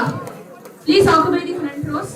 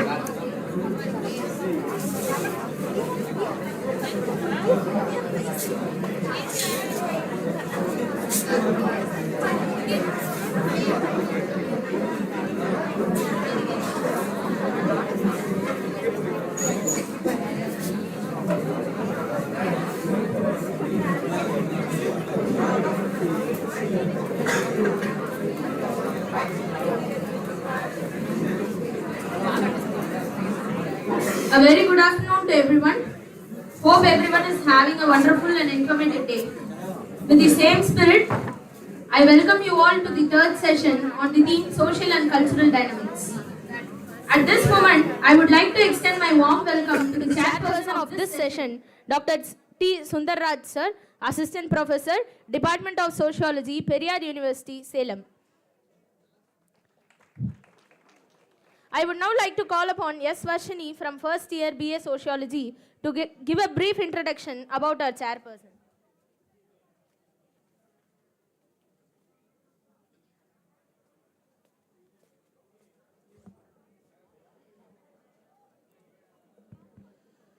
Good afternoon to one and all present here. I'm S. Vashni from BA Sociology Department first year. It is my pleasure to introduce our chief guest, Dr. Sundarraj T., Associate Professor, Department of Sociology in Periyar University, Salem. He has received a Chancellor's Award for the Best NSS Program Officer. He is also honored for Kerala Disaster Relief Service and One Student, One Tree by Mrs. Rohini IAS, District Collector of Salem. Dr. Sundarraj T. is an Associate Professor and School Director, Department of Sociology in Malayalam University, Kerala. His educational qualifications are MA, MPhil, PhD in Sociology from University of Kerala, Thiruvananthapuram. And some of his additional qualifications, he cleared UGC and NET in 2005 and SET in 2002. Academic qualifications, he has presented 65 papers in national conference and 8 papers in international conference. He published 2 books as sole author and 5 books as edited books. He received 9 awards of MPhil scholars and a lot more. A day is not enough to talk about your excellence, sir. The next is about his projects in Salem district. Projects are about health-seeking behavior of Malayali tribal women in cost of 10 lakhs, aging and social exclusion, and inquiry into the abuses on elderly women as a challenge to their dignity of life in cost of 4 lakhs, social exclusion and inclusion of transgender in cost of 22 lakhs. And finally, his seminar workshop, he conducted many workshops for about 2 to 3 days on various topics. He has also published books, namely Development of SC Caste and Special Component Plan in 2023, Decentralization and Empowerment of Dalit Women in 2018, Elder Abuse and Social Exclusion in 2019, Transgender Inclusion in 2016, Gender Development in 2016, Dimension of Marginality in India in 2015, Transition in Rural Livelihood in 2014. How honorable you are, sir. I thank the Department of Sociology for inviting you for today's session. I hope this session will be very useful and interactive. Also, we students are thankful for the useful information through your presentation, sir. Thank you.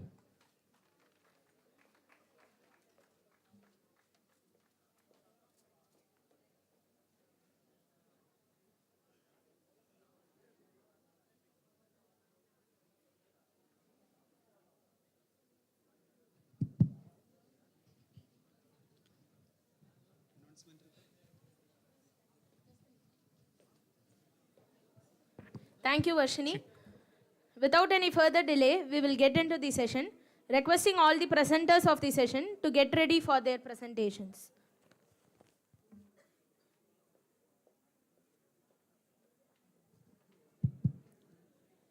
Thank you for the nice words of me.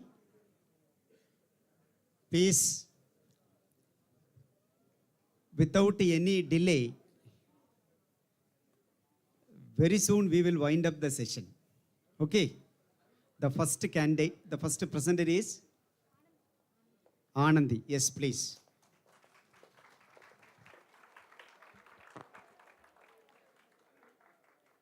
Good afternoon, everyone. Myself, Anandi A. I am here to present my topic, the impact of population explosion on gender disparities.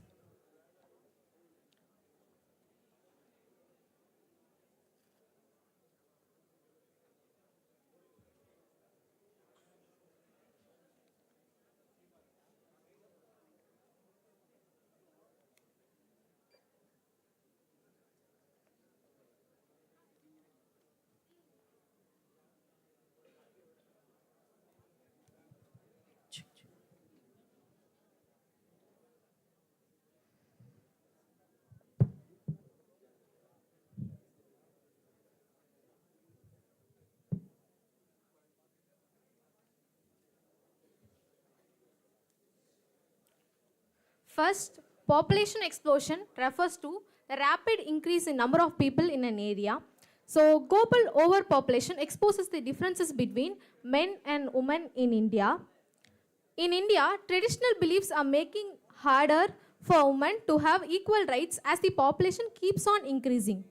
This study wants to understand how growing population is connected to gender inequalities and hopes to suggest smart policies to promote fairness during these demographic changes.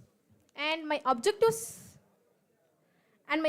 of the studies are to raise awareness about gender disparities and population growth, to explore the population explosions impact on gender inequality, and to analyze the impact of gender disparities on both society as a whole and individuals in areas experiencing the growth, and to study the gender disparities among youth in Chennai to inform the policy and societal change for gender equality. And my methodology, in this study, a descriptive research design is utilized for observation, data gathering without variable manipulation. And it focuses on understanding the behavior pattern of college students in Chennai. And this population comprises urban youth experiencing the population growth with gender disparities in employment, decision making, and education as a main variable of interest. A sample of 20 urban youth are selected using simple random sampling method. And discussion. And 60% of people link the gender disparities to the population, while the 40% disagree that there is no link between the population explosion and gender disparity. And 55% of people acknowledge the link between, but they lack the clarity, but where is the effect and where are the consequences, they don't know. And 45% of people offer the insights like there are different various aspects contribute to the gender disparities. And 70% of people discuss the population impact on humans' employment. 30% of people are unsure. 35% see child marriage in overpopulated areas, and 35% disagree. 30% of people are unsure that there is no child marriage in overpopulated areas. 40% of people believe that overpopulation affects the woman's education. 45% of people don't. 10% of people are unsure. And 80% of people say that men decision takes a vital role in reproduction, like how many children's like. 20% of people disagree. And 80% of people say that son preference also plays a vital role in population explosion. 20% of people are unsure. And 70% of people identify women's marginalization in population explosion area, where 30% of people they don't. And diverse perspectives highlight the issues of the complexity. And the result, 40% of people say the gender disparities is also a reason for population explosion. And the result illuminates the complex link between gender disparity, population growth, and societal impacts. Survey data reveals the diverse perspectives, highlights the women's pivotal roles in families and societies. Men's influence in family planning and son preference contribute to population explosion, while women's marginalization fuels it. Nuanced policies addressing gender disparities, empowerment, and family planning are crucial. Education coupled with challenging patriarchal norms is pivotal. Societal perspective shift is essential for fulfilling rights of all genders and curbing a rapid population growth. The government intervention should extend behind family size to include education and patriarchal mindset in schools curriculum. Only through societal change, disparities can be addressed effectively. Thank you.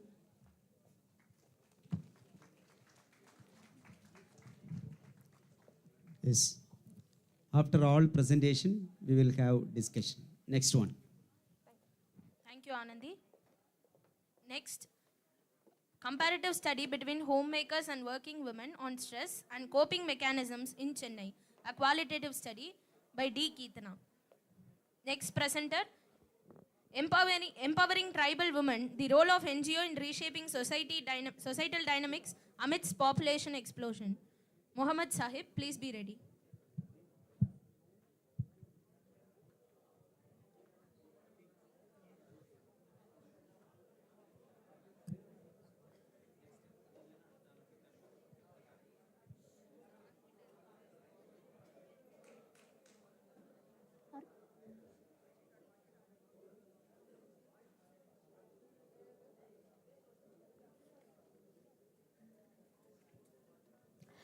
Good evening, everyone. This is Keerthana, currently pursuing third year BSc Psychology from Dr. M.J. Janaki College of Arts and Science.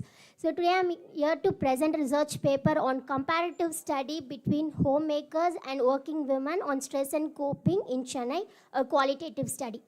So to introduce the terms, stress is the reaction to a demand placed by the situation that are appraised as challenging or threat, and coping mechanism are the patterns and behaviors that people adopt to overcome those stressful situations. So since independence, women have made prominent progress outside the homes. Now they play a double role in home and as well as in the workplace. So this paper attempts to understand the stressors and the way they cope with it. So the relevant studies were reviewed to provide a base for the present study.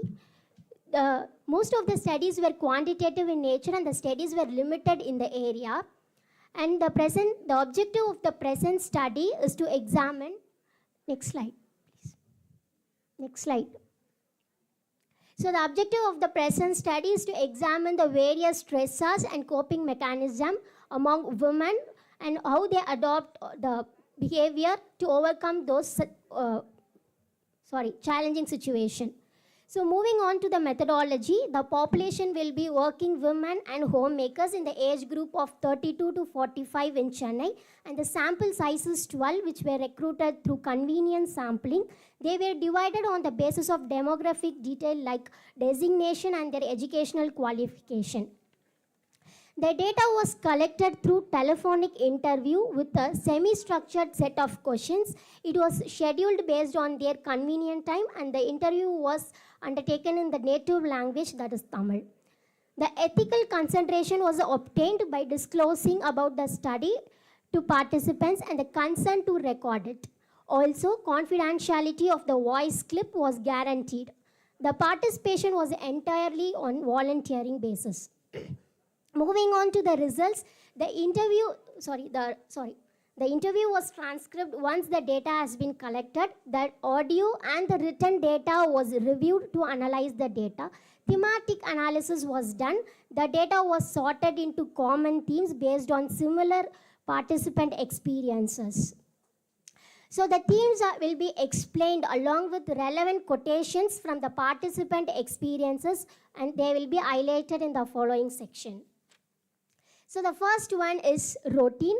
So the minor inconveniences, annoyances, and the boredom that is associated with the routine nature of the household chores. And this was reported by most of the participants. So to highlight one of the experience of the women, they reported like when unexpected things happen, it adds to their routine and they feel pressured afterwards. And the next one is health. The major concern is that they are very ignorant of their own health. Health issues such as skin problems, irregular periods, fatigue as reported by them. Also, health of others such as their husband, parents and in-laws also pose difficulty to them. And the next theme was family, the misunderstanding between the spouse, taking care of their kids and elderly, organizing their houses pose some challenges to them. As quoted by 3 participants, Arranging the things in an organized way all the time is a challenge, and the husband always blame them, which make them feel tensed. And the next theme is financial, the inability to meet the essential needs because of budget constraint. Most of the homemakers felt low that they could not able to contribute financially to the family, and this is connected to the next theme, which is unable to work outside. They feel pressured to be in the home like all the time, and they are not unable to work outside the home. This is one of the unique challenge faced by the homemakers, that is they are not able to work and contribute financially. Moving on to the next major theme, which is coping mechanism. So one is self-care, which refers to taking out time to oneself. So it can be nap time, self-grooming, or just sitting mindfully. Only few engaged in self-care activities, and most of them proclaim that they have lack of time. And the next is recreational, which people choose to do to refresh themselves. People share that they do RE work, listening to music and dance with others. So this was a unique response from people, that most of them engage in dancing with their children and family. Moving to the next theme, people reported that when things go wrong, they turn to religious activity, and they find comfort in praying and reciting slogans. So one participant reported that my day starts with slogans, and they visit temples often. And the next one is social support, which refers to getting emotional support and a space to vent out and share things without judging them. So though few highlighted that they get space to share and vent out, and most of them are hesitant to speak and share what's bothering them. And the last one is all the working women highlighted that they see their work as a distraction to their personal problem. It gives them a sense of enjoyment, and they love their job. So to conclude, the unique stressors faced by homemakers are financial constraint coupled with unable to contribute it financially. Working women see their work as a distraction and seek relief from their personal issues. So the limitations of the study is the sample size is very limited, and the participants were divided on the basis of designation and educational qualification only to get a diverse view and their experiences. And the interview was not an in-depth analysis, rather it gave an outline of challenges faced by homemakers and working women. And this is the interview schedule followed. And these are the references. No need to present interview schedule. Okay, thank you. Thank you. Thank you, Keetana. May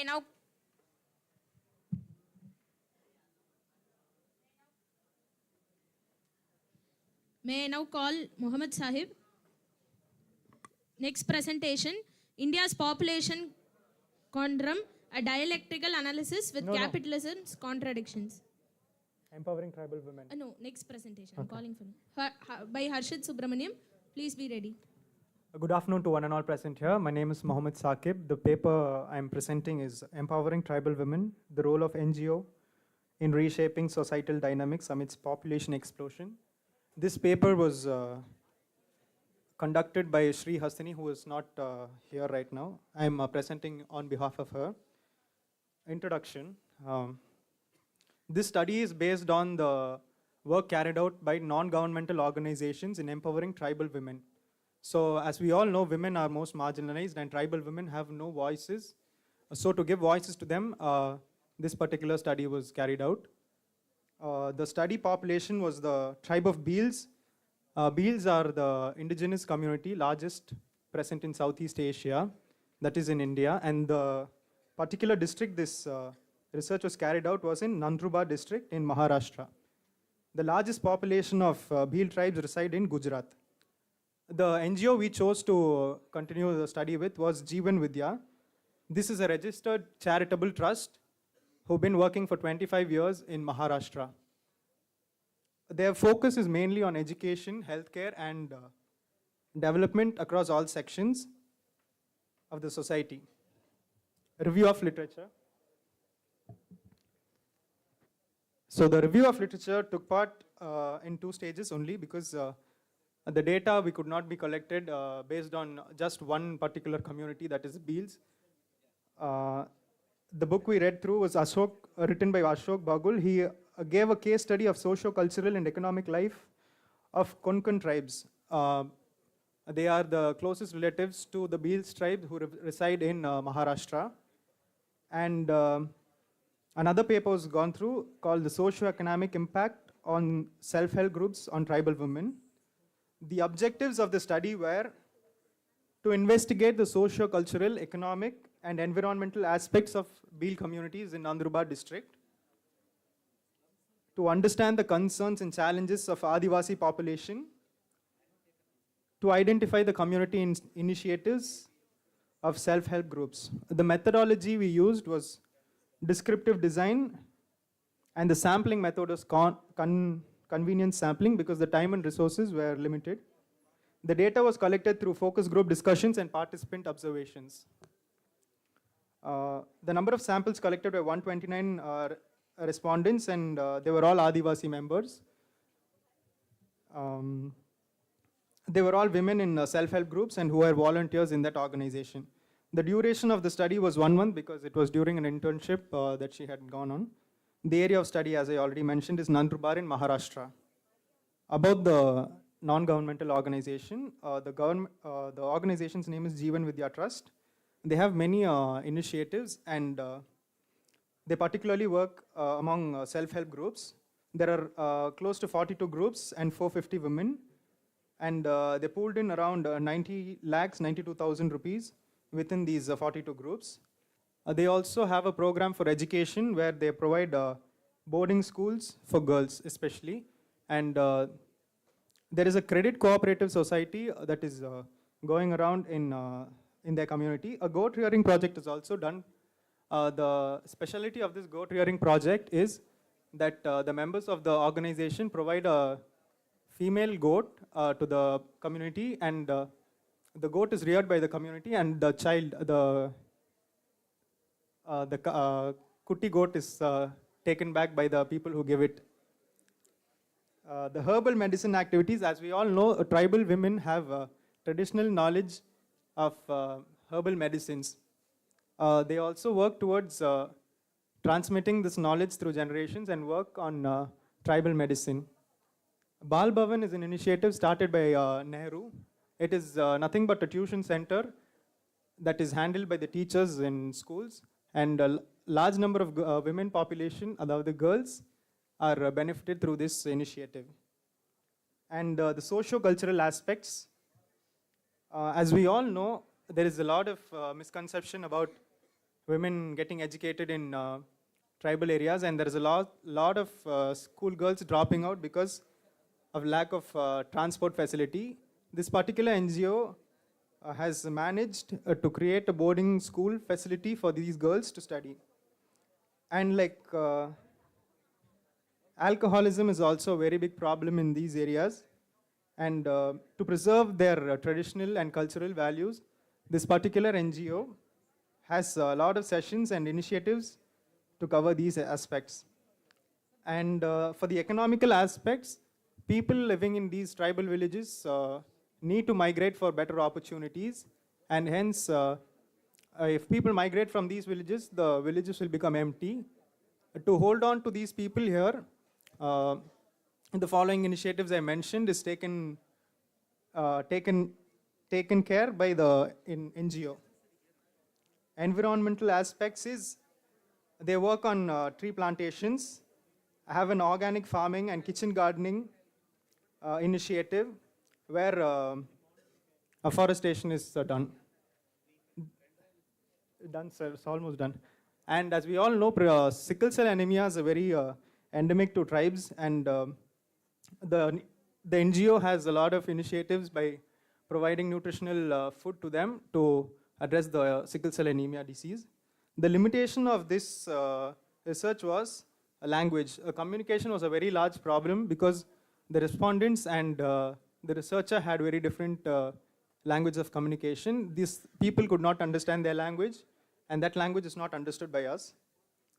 The translator also had their own biases induced in the study, and limited resources and time was a limitation. That is also. Thank you.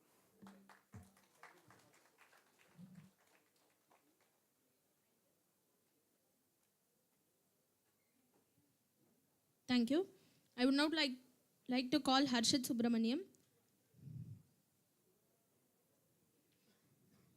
The next presentation is by Zandra James on the topic Assessing the Knowledge of Attitude among college-going students in Kollam, Kerala, pertaining to dignity, right and safety of women.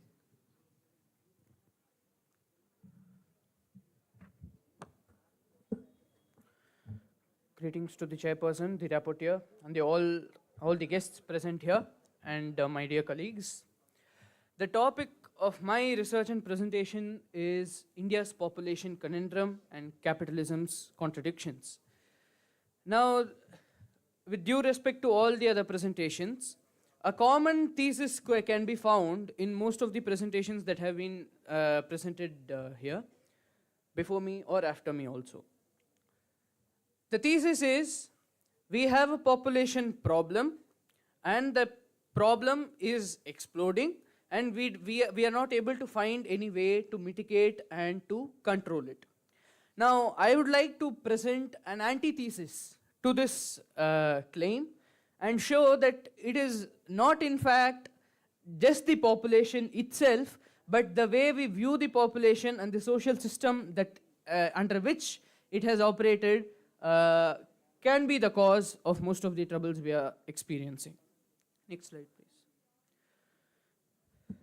Now, it is almost common knowledge that India has overtaken China in terms of its population. Our population is expected to peak in 2060 at 1.6 billion people. Now, as I said, the common thesis and consensus underlying most of the papers seems to be the Malthusian population problem. The Malthusian theory stating that we have scarce resources and we have a never-ending explosion of population, which leads to most of the problems we are experiencing here in our society. But even though there is this very alarmist discourse that's very prevalent in academia, in media, in common discourse, is this alarmism really necessary? Is such a situation, are we so precarious? Has such a situation arisen that we will not be able to manage no matter what we do? So, in order to answer this question, I want to look into the social system we all live under. Now, the social system that we live under, whatever you might want to call it, in general social science is accepted to be capitalism. Capitalism is a system where the means of production is privately owned, legal property rights for individuals are recognized, there is free trade, and the profit motive is the driving force of all production, of all social production. Now, there is, in response to the Malthusian population problem, or the naturalistic theory of population as it is called, I would like to counterpose it with something which is relatively unknown, but is also very important to know and recognize, which is the capitalist law of population.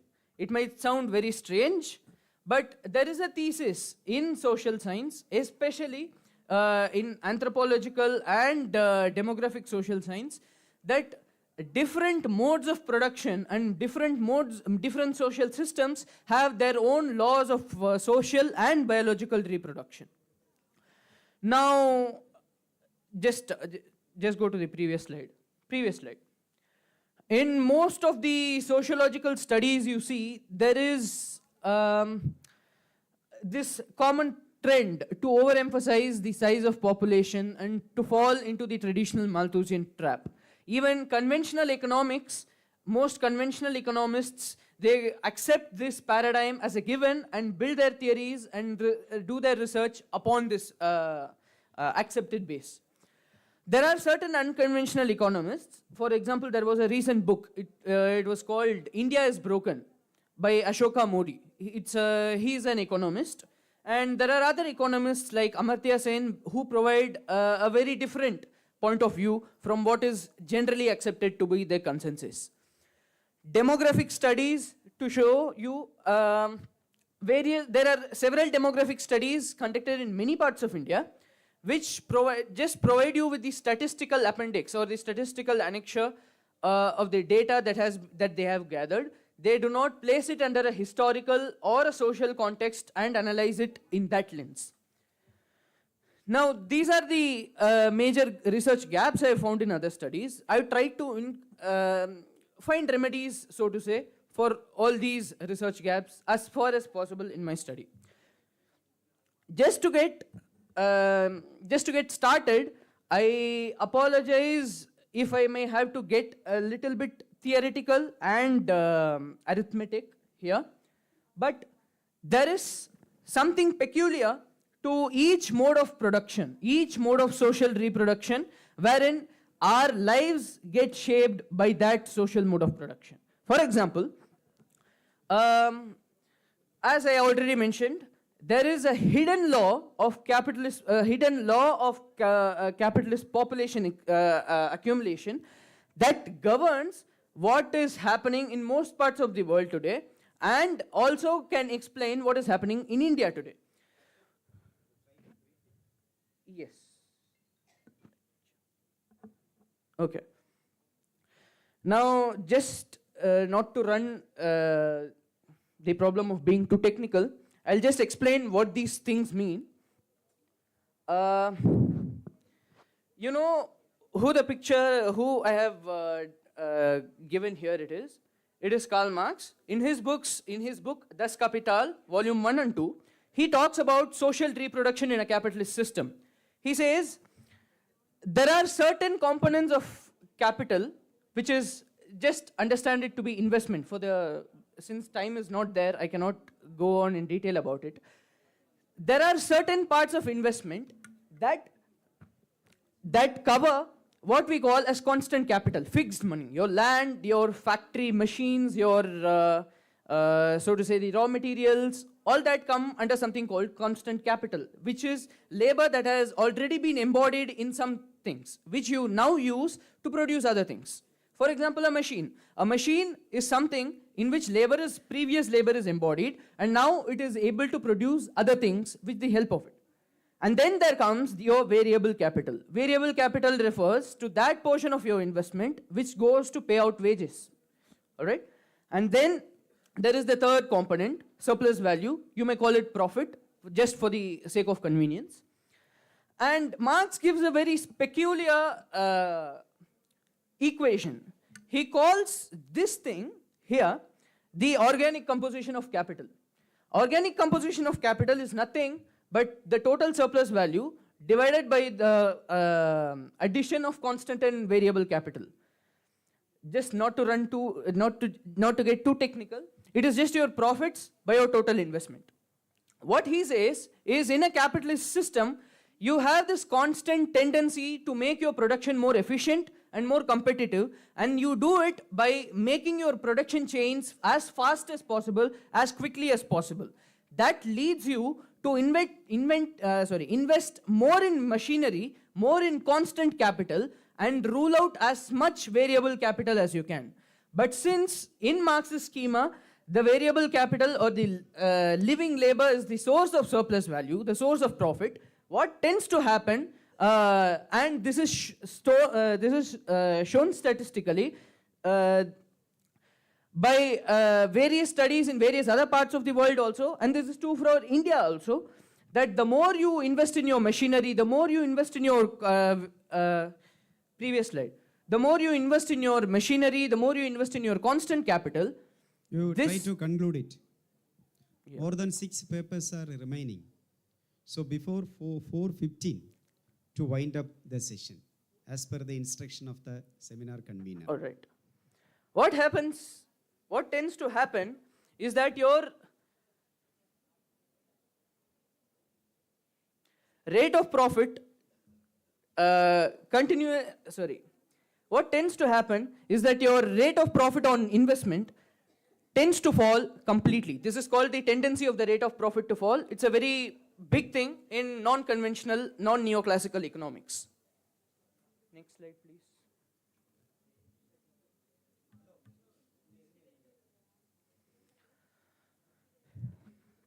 All right. Now, what happens as you diminish your investment in variable capital? What tends to happen is that you get an increasing reserve army of labor. This is the exact term that Marx uses. What happens is that more and more people tend to get unemployed as a natural consequence of the capitalist system, as the natural consequence of the internal dynamics. This dynamic forces people to move out from a market and forces them to move out of some geographical area, and it also tends to lessen the social consumption. That lessening of social consumption becomes the source of lesser demand, and henceforth the periodical crisis that we see again and again. Every 5 to 7 years there is an economic crisis. Marx says it's not an accident but a natural tendency of the capitalist system to produce that crisis, and through that crisis it roots out population from certain areas of certain geographic areas and from certain markets. This is just what I explained here in Marx's own words. Now, there was this very interesting article, I'll just take 2 more minutes, sir. There was this very interesting article posted in Live Mint saying that diapers, doctors and schooling know the costs of raising a child in India. Meaning, more and more people are opting not to have children. This is not just a trend that we observe in India, but this is a trend that is also observed in many Western European countries and in the United States and in Canada, also to say what we generally call the advanced capitalist economies. What happens is that more and more people tend to opt out of having children, thereby reducing the very market that produces capital, and this is a very big internal contradiction of capitalism. I'll just make my last case. These are news articles from the last 1 or 2 years. As you can observe, when we tend to speak about population explosion, we tend to speak about many important issues. We say it gives rise to unemployment. It gives rise to a crisis in healthcare. It gives rise to lesser consumption. Now see what's happening here. In India, there are all 12% of houses in our urban areas are lying vacant. All right? There are more empty homes than there are homeless people in India.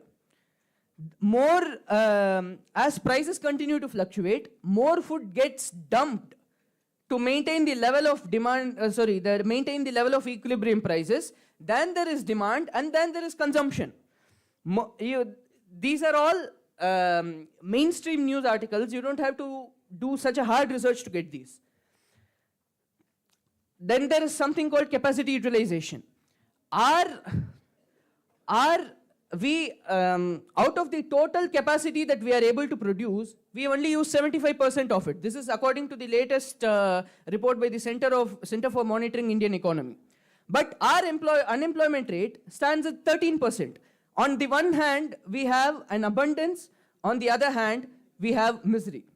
These things are not necessarily correlated to population. If it was correlated to population, what we would find is scarcity and not scarcity and precarity, not abundance on the one hand and misery on the other. Next slide. I'll just conclude by giving you an alternate model. What if I told you there was a country, all right, there is and there was maybe. In 1922, this country had 116 million people, and by 1989, it had a population of 326, which means in a period of 60 years, that country had more than trebled its population. It had grown 3 times. But at the same time, it had a literacy rate of 17% in 1920, and by 1966, it had achieved universal literacy, 99.3%. In 1989, it had an unemployment rate of 1%. Can you imagine that? Its GDP per capita had grown from $460 in 1922 to $11,000 in 1990, which is nearly a 13-fold increase in a gap of 60 to 70 years. Again, the poverty rate in this country was 1 to 3%. By 1967, the caloric intake of this country matched the nutrient supply of the United States, the largest economy in the world as we are speaking. The life expectancy at birth went from 32 years to 71 years in 1989, and the infant mortality rate had dropped from levels going up to 300 to 18 per thousand in 1989. In spite of trebling their population, healthcare, education, and housing were, healthcare and education was completely free from primary school to university level, and housing was heavily subsidized. Now, such a model, this is not something hypothetical. This is something that has already happened in history. Now, I will leave you to find out which country it is, if you want. These statistics are available in a website called Our World in Data and Madison Database, compiled by the United Nations Development Program in 2015. These are the statistics, human development index statistics from the former Soviet Union. So, if in a space of 60 years, a country manages to grow its population thrice, in spite of achieving these human development index points, then I think the problem is not merely, it's not merely with the population, but with the contradictions that inhibit the social system that we all function under. Thank you.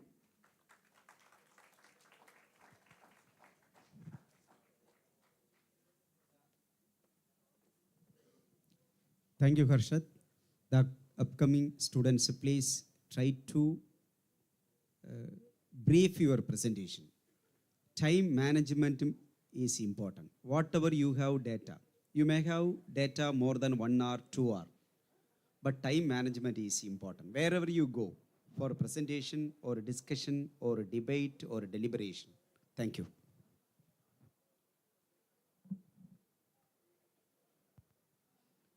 I would now like to call upon Zandra James. The next presentation is on the topic Educate a Girl, Stabilize the World, Addressing Population Growth by Varshini Shivakumar. A very good evening to one and all. I'm Zandra James, respected resource person, all my fellow mates. The topic I'm doing today is to assess the knowledge and attitude of college-going students on issues pertaining to women's personal safety, dignity and rights in Kollam, Kerala. So, next slide, please. Yeah. In the dynamic and evolving landscape of societal norms, social behavior, it really does shape an individual a lot. And in India, with rich heritage and cultural diversity, this awareness is kind of backseated. And which consequences ultimately in abnormal behavioral pattern, which we have seen in mostly young and adults.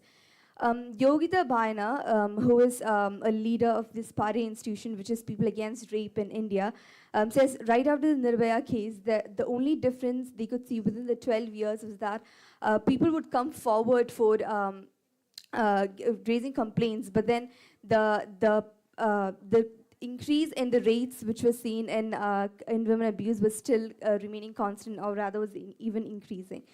So, and also Chara Ali Khania, which is India's leading women rights lawyer, says there's absolutely no change in the police or authority, and gender sensitization was necessary within 4 to 14 years. And also another reason why there is increase in, say, women abuse is the rural to urban migration. India is in the middle of the largest migration in the history from rural to urban. Over the next 4 decades, it says that 31 villages will continue to show up in India city in every minute. Second, this rapid transformation has led to a vital cultural conflict. And as in the large-scale migration wherein disorientation enough, India is also seeing the breakdown of age-old caste systems and traditional societal norms, which blurred the boundaries between class and gender. So which created the space for sexual violence. For example, an example was this Jalta in Haryana, who raped the Dalits just to show what Dalit men, just to show the Dalit men their space. So all of this just to say, just to prove that how much it's necessary to know the current youth on their knowledge pertaining to the rights which women have. So the research design, next slide.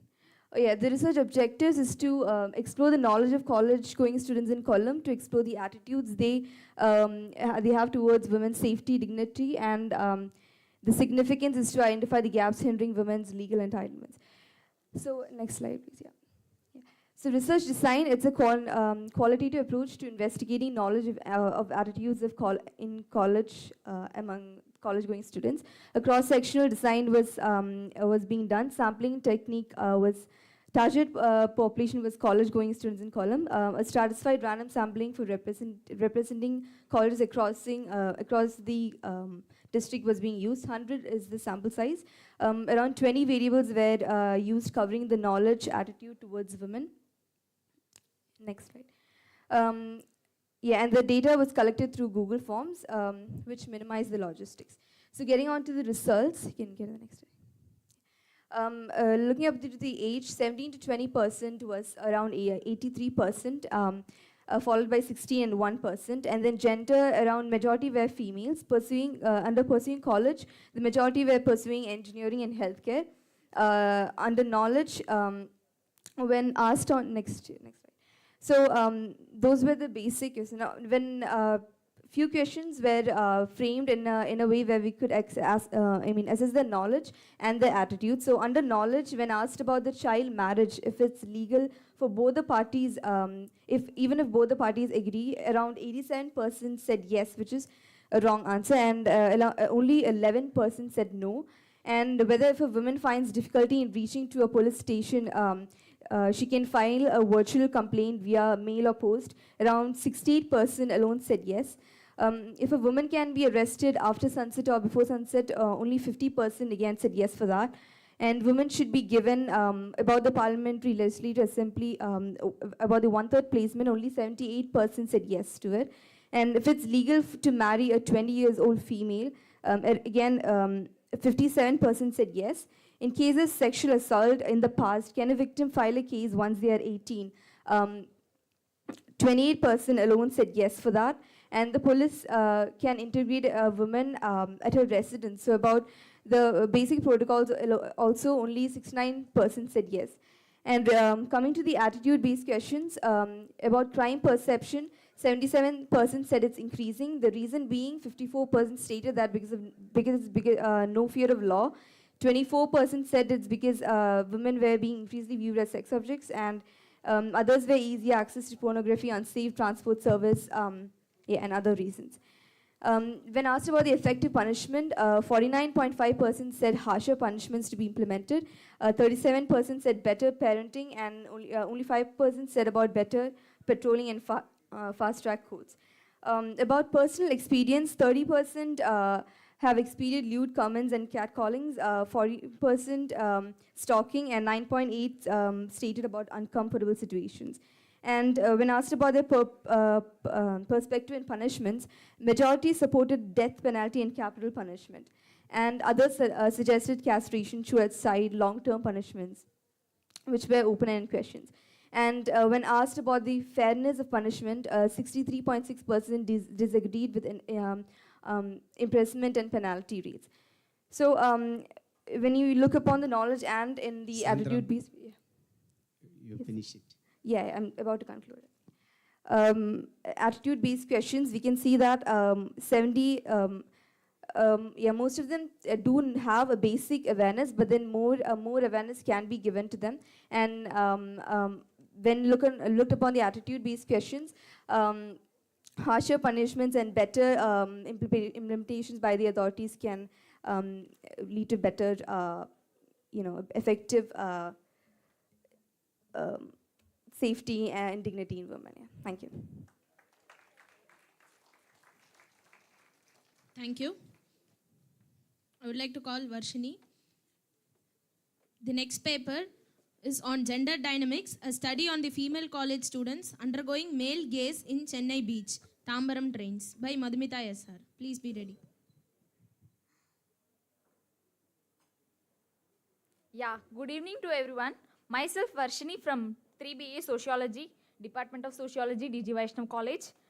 And my topic is Educate a Girl, Stabilize the World, Addressing the Population Growth.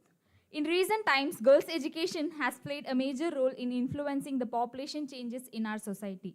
On an average, it is found that uneducated women gave birth to almost 7 children. For the better educated, the number was about 2 to 3. Education leads to lower birth rates and slows population growth. This study tried to find that there is a direct profound impact on education on population growth. The aim of the study is to analyze the reasons for change in population growth. The study focuses on how girls' education impact population growth on society. It also shows that there is a direct impact of education on reproductive and sexual awareness. Girls' education has a profound impact on age at marriage, number of children, birth interval, long-term as well as short-term sterilization. By using simple random sampling method, I selected 50, that is 25 educated and 25 uneducated married women as my respondents. Descriptive research method was used for this present study, and the data was collected through direct interview. By using structured interview schedule, and observation is also done to collect required information. Next slide. So the primary outcome of the study shows that there is a direct impact of education on population growth. Access to girls' education is related to a broad range of demographic outcomes and behavior. Education as a factor plays a vital role in self-development of girls with their career growth. Limited access to education leads to early childbirth, high total fertility rates, and population growth. Education and family planning have long been tied to lower fertility trends. Illiteracy and lack of education may limit individuals' knowledge and understanding on family planning and reproductive health, leading to higher fertility rates. In addition, poverty and limited access to healthcare and contraception can exacerbate the impact of illiteracy on population growth. Education empowers girls with knowledge and skills that extend beyond the classroom. Higher levels of girls' education often experience lower fertility rates, contributing to overall population control and sustainable development. Education as a factor plays a vital role in self-development of girls with career growth. On average, a girl who has completed their higher secondary education has a better version of their future in terms of pursuing a degree, going to a job, being independent, and marrying when they are ready. When girls receive an education, they are more likely to make informed decisions about their lives, including their choices related to marriage and family planning. Educated girls tend to marry later in life, allowing them to focus on personal and professional development before embracing the responsibilities of motherhood. The delay in marriage often correlates with smaller family sizes, contributing to a gradual reduction in population growth. The role of educated women furthermore, education equips girls with essential information about reproductive health and family planning. With access to education, girls gain an understanding of contraception methods and the importance of spacing pregnancies. This knowledge empowers them to make conscious choices about when and how many children to have, thereby influencing population growth. In contrast, lack of education can result in the dearth of awareness about the crucial aspects, leading to unintended pregnancies and larger family sizes. Educated girls are more likely to participate in the workforce, contributing not only to their personal development but also to the economic prosperity of their communities. As girls become financially independent, they often prioritize smaller family sizes, recognizing the challenges associated with managing larger households. On conclusion, the role of education in shaping the lives of girls and influencing population growth cannot be overstated. It serves as a catalyst for individual empowerment, providing girls with the knowledge and skills necessary to make informed decisions about their reproductive health and family planning. The broader societal impact is evident as educated women contribute to economic development and advocate for policies that support population stability. As we recognize the interconnectedness of education and population dynamics, investing in girls' education emerges not only as a matter of individual rights, but also a strategic imperative for achieving sustainable and balanced demographic growth. I'd like to conclude by saying, educating a girl and brightens the future of the country, promotes the weaker section of the society, and every girl has the right to learn, for which education is the only key for empowering girls. Thank you. Thank you, Varshini. I would now like to call Madhumita. The next paper would be on the factors behind the migration of North Indians to Chennai with special reference to Mint Street laborers, a case study by Sakshi Tikmani and L.A. Annie Victor. Vanakkam. So I am Madhumita from MSSW. I am the author of this research, and he is Santosh Kumar, who is a co-author. So many people in the hall will be aware of what is male gaze and few not. So I'm in a place to explain it. We'll just brush through since we don't have much of a time. My topic is a study on the female college students undergoing male gaze in Chennai Beach to Tambram suburban trains of Southern Railways. So what is male gaze? A sexual stare by men towards women which makes women uncomfortable. So this is the explanation of what is male gaze. Let's jump on to the introduction. Historical oppression. So feminists like Simone de Beauvoir and Judith Butler stated what is the impact of gender performativity. Like one is not born a woman, but rather becomes one. We have the debates of what is gender and what is sex and how it is not related to each other. And then male gaze concept. So who actually thought about this was Laura.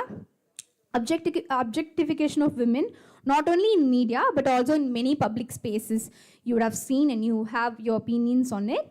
And then normalization and impact, like movies, advertisements, and in public spaces, women are being an eye candy to show an advertisement or to show the movies, you know.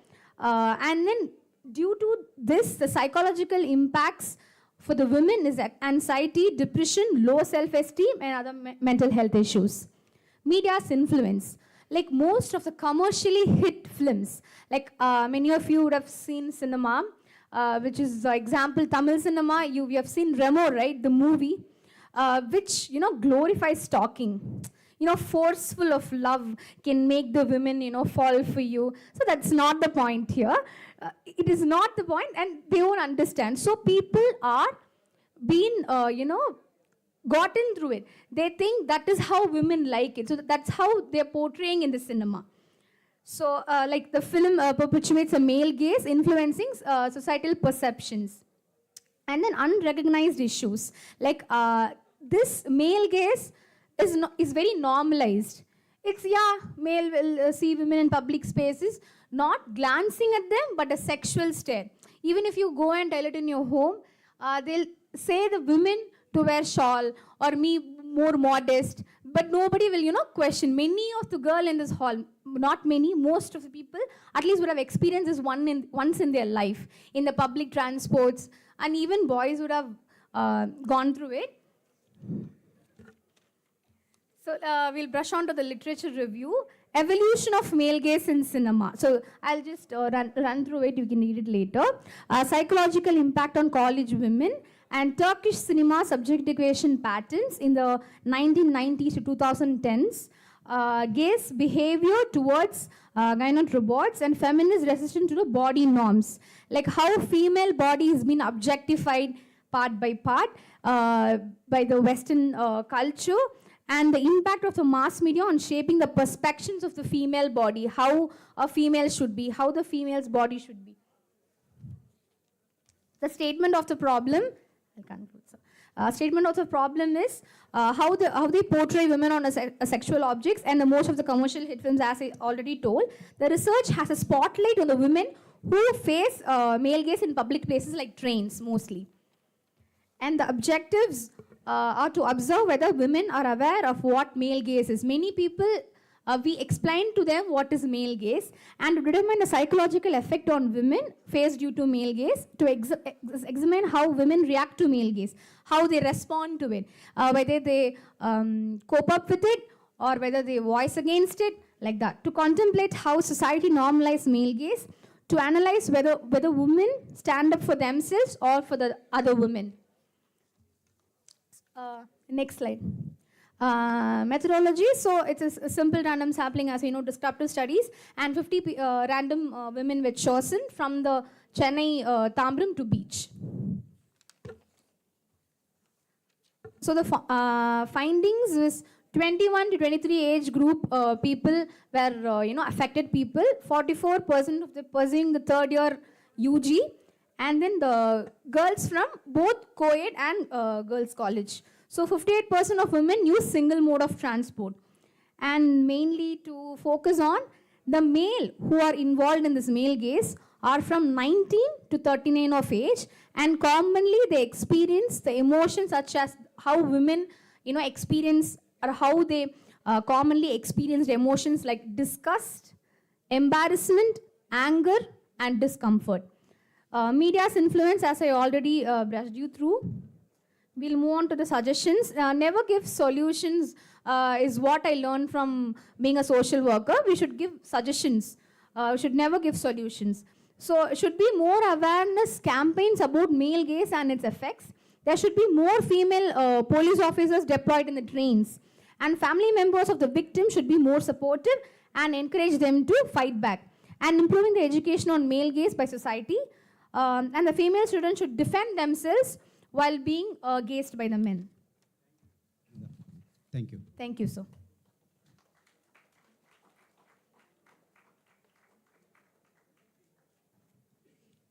Next, I would like to call Sakshi Tikmani and Annie Victor. The last presentation for the session would be Socioeconomic Problems Faced by Women Migrant Workers in Manali, Chennai District by Joshika B. Good afternoon to one and all present here. So we are Annie Victor and Sakshi Tikmani from the Department of Public Administration, doing a final year of post-graduation from Madras Christian College, Chennai. So our research paper topic was the factors behind the migration of North Indians to Chennai, with special reference to Main Street laborers. Basically, we followed a case study method. Going into the introduction, so migration is a social phenomenon which has ever increased in the 21st century. The reasons for migration can be positive as well as negative. And we can see that in the society, there are two types of migration, internal as well as international. So we have focused the study on internal migration. Coming into the geographical area of our study, which is Main Street in Chennai. It is one of the main street of Chennai, which is a large commercial center. So Main Street has a lot of migrant workers.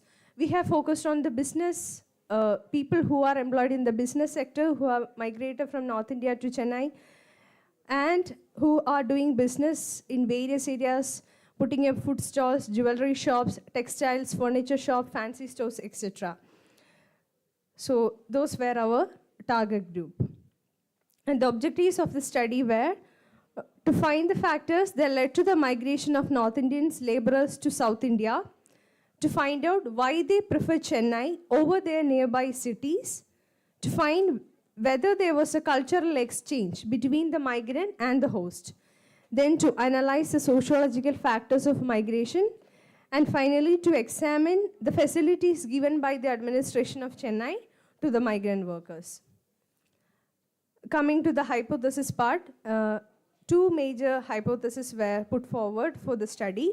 First one is, the migration to Chennai is a result of better job opportunities as compared to South. So basically we assume that they came here for better job facilities or educational facility.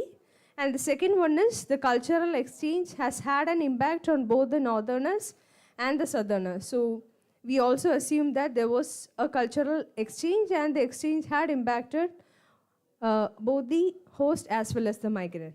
Over to Sakshi. So basically we took this topic and we wanted to analyze on this topic because personally being from North, I have heard, that North and South don't get along. So we wanted to go to Min Street and we wanted to survey the people. So primary research has been done along with secondary research. And in this research, we have the results that came out were actually very surprising for us also. Because when we asked one of the textile shop owners who's from Rajasthan, who's a Marwadi, he told us, when we asked him why did he shift to South India, so he told us we shifted here because that's the only thing that unites India. It is what unites our country. So basically, I want to brief my findings and I will just tell you the main points, which is people normally migrate here because of better job opportunities compared to the neighboring northern states. For example, we found someone who is from Jharkhand who migrated to Calcutta and 2-3 other northern states as well, and finally came and settled in Chennai because he found a better job opportunity over here. And in the future also, he plans on staying here. Similarly, all the people that we interviewed, they were second or third generation people. So they are here because of their ancestors and they are continuing the family business. Henceforth, planning on staying in Chennai till the end. And another reason for migration is because of education. There is a woman from Mumbai who got married to a man in Pondicherry and they settled in Chennai because of the better education that their daughter can get over here. Secondly, being students of public administration, we wanted to see what these people think about the government of Chennai, how they are, of Tamil Nadu, and how they are contributing to the migrants. Which is to say that the people, the migrants over here are very happy with the policies and how the government is contributing to the migration of the people. And seeing from the sociological aspect as well, we wanted to know how the culture of the North Indians and the South Indians have mingled together, which is to say a lot of North Indians have started adopting the Southern patterns like the language, the food, the clothing, and likewise even the Southerners have started adopting a lot of North Indian patterns like celebration of Holi. So to brief it all, the people are very happy here and the main reasons for migration is education and employment, which is comparatively better to them from North, proving both the hypotheses right. Thank you.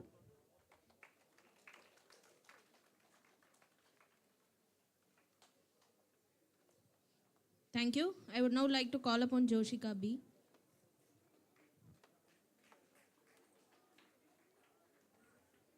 Good evening to all present over here. I am B. Joshika, a first-year student from the Department of Sociology, Queen Mary's College, Chennai. My research work is the socio-economic problems faced by women migrant workers in Manali, Chennai, Tamil Nadu. So I hail from that place, particular place called Manali. It is a small industrial town in Chennai district. Next slide.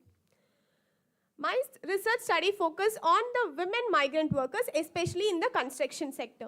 So migrant workers are vulnerable to various forms of exploitation at all stages of migration process, and the migration impacts may also differ significantly across the various dimensions of the migration. As we see, there is so many of the migrant women. I have researched personally and they have settled in that particular area for more than 3 to 6 years. So I have interviewed all the respondents who are staying here for more than 3 to 6 years. The statistical data which provided a background for the research is, according to the estimates, the total number of intrastate workers in Tamil Nadu is 67.64 lakhs. And as per the first survey conducted in 2015 to 16, Tamil Nadu had nearly 10.2 lakh of migrant workers from various states. The major states from which the migrant workers are coming to Tamil Nadu is from West Bengal, Bihar, Odisha, Uttar Pradesh, and northeastern parts of Tamil Nadu, of India, sorry. In my respondents, I have respondents of 50 respondents, in which I can see that many of them are from Bihar, Odisha, Jharkhand, and West Bengal. The major problems faced by women migrant workers are, the first thing is low wages.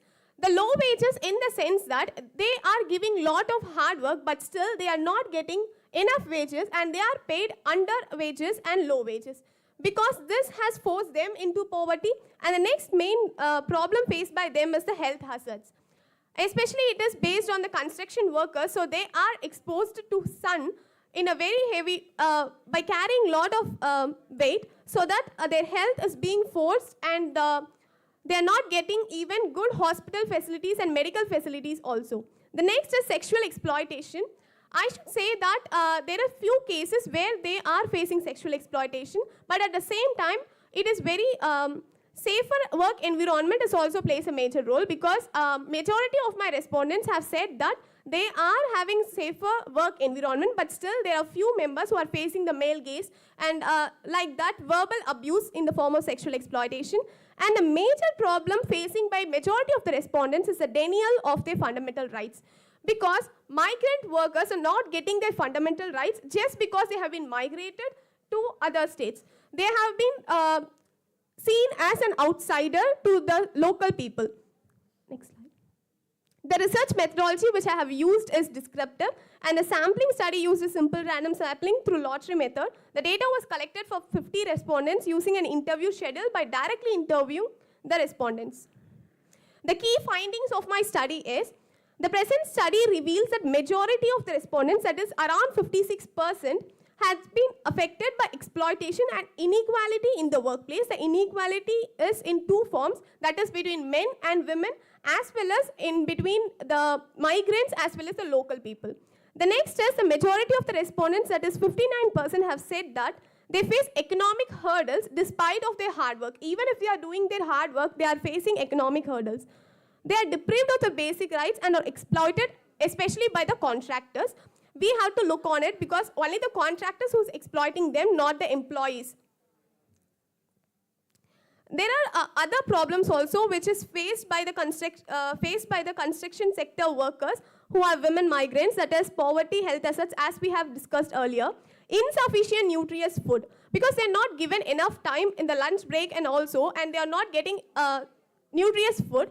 And unhygienic environment. They are not provided any rooms by the contractors, so they have to stay along with the construction site, which is making them as an unhygienic environment. Illiteracy, especially I have interviewed personally a lot of the respondents, and what they said is they are not able to send their child to the schools because there is a language barrier.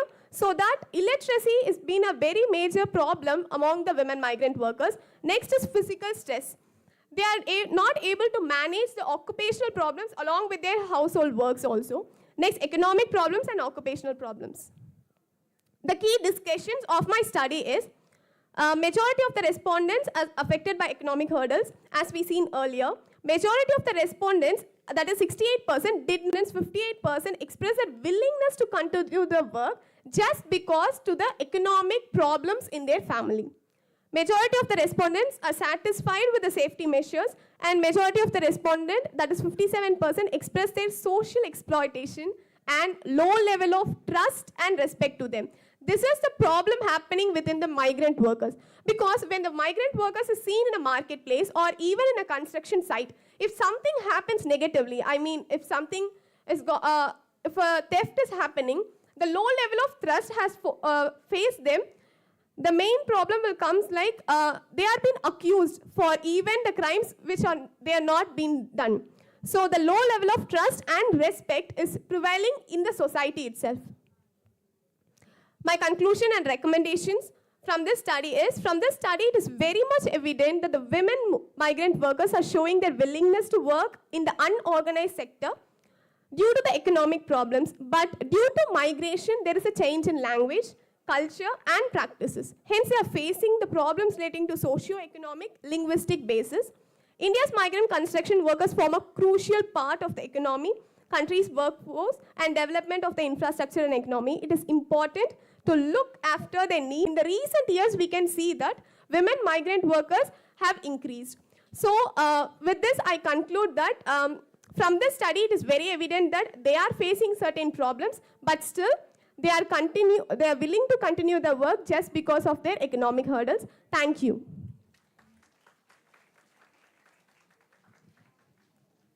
Thank you. Thank you for all presenters. Now the floor is open for one or two questions. Due to limited time, otherwise we will wind up. I will ready to brief it. Please.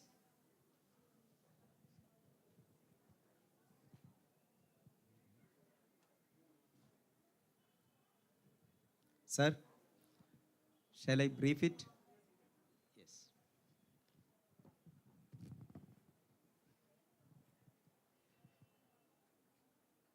Out of 12 presented papers, 9 papers has presented. Some papers are exemplary presentation. First of all, I would like to congratulate Kirtana.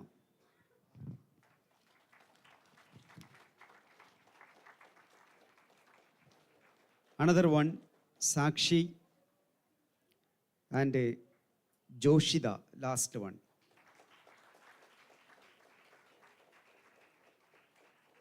And Kirtana has followed all methodology procedure. What I have presented in my presentation as a young buds, young scholars, students. And someone, yes, Sakshi has framed a hypothesis. Am I right? Sakshi, where is it? Yes.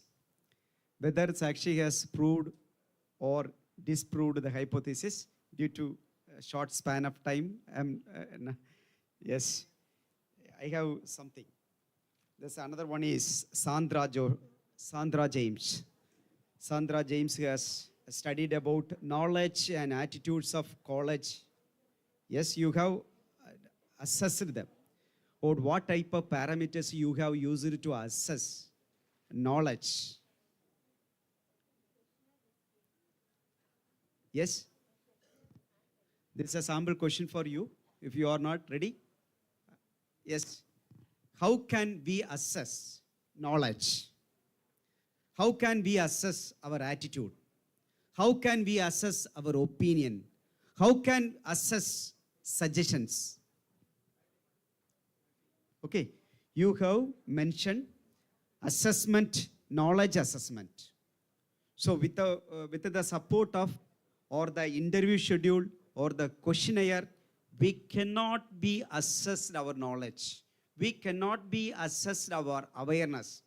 Only with the support of scale or parameters, okay, some indicators. With the support of indicators or parameters, we can measure our attitude, our opinion. That is what is called as scale. Some scale to develop to measure attitude. That means thinking, perception, attitude, knowledge belongs to the cognitive aspects. Cognitive aspect cannot be measured without scale. This is for your kind information. Other remaining papers are excellent. Somebody have used this platform as a first paper presentation.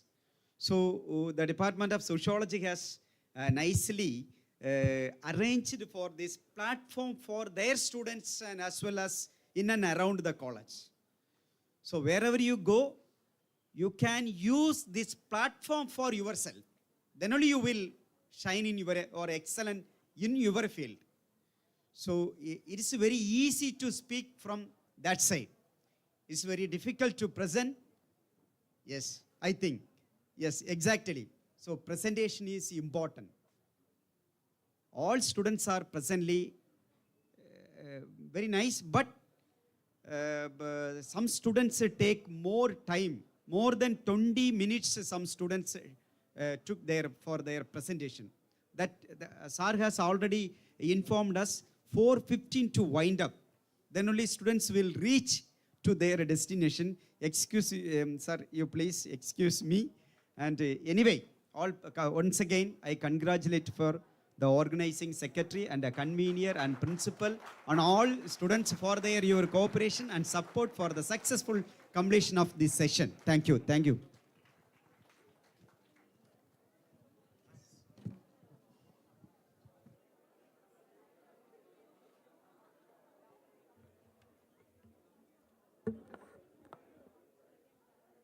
Thank you, sir.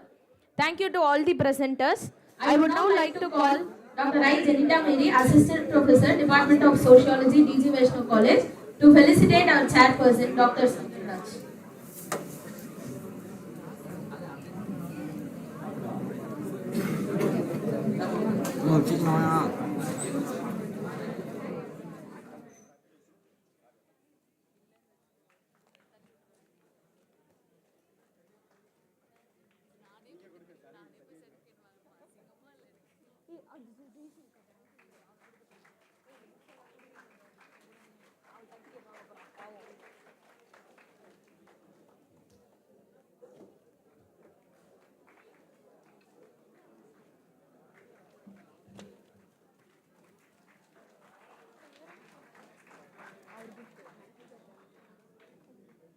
Thank you, sir. Thank you, ma'am.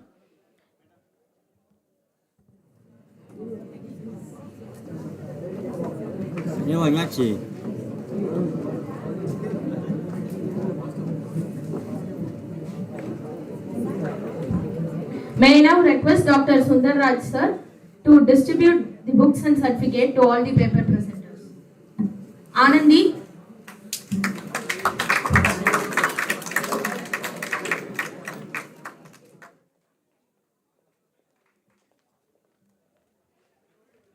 Johnson.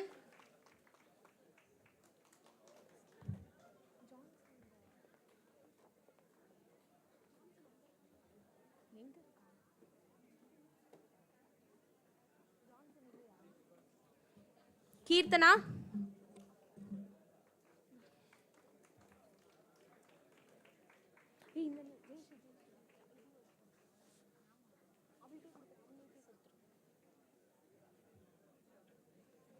Mohammed Sahib.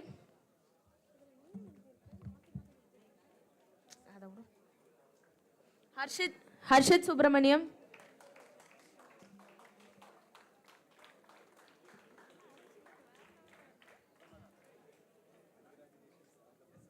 Varshini.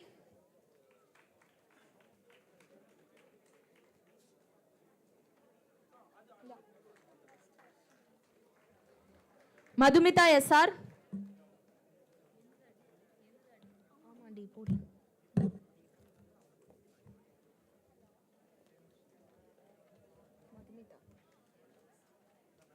Santosh Kumar.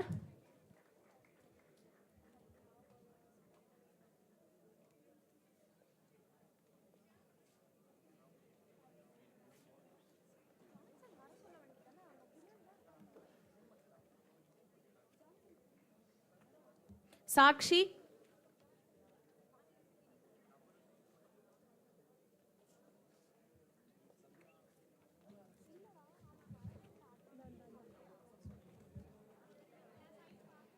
Annie Victor.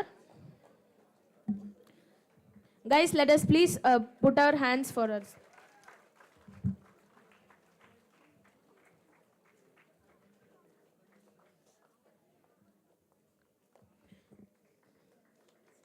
Joshika.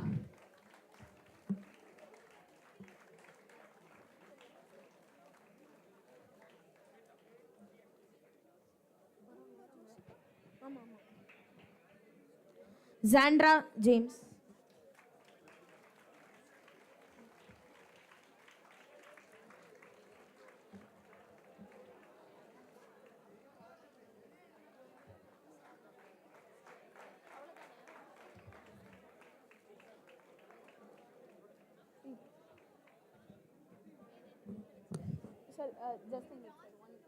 Johnson.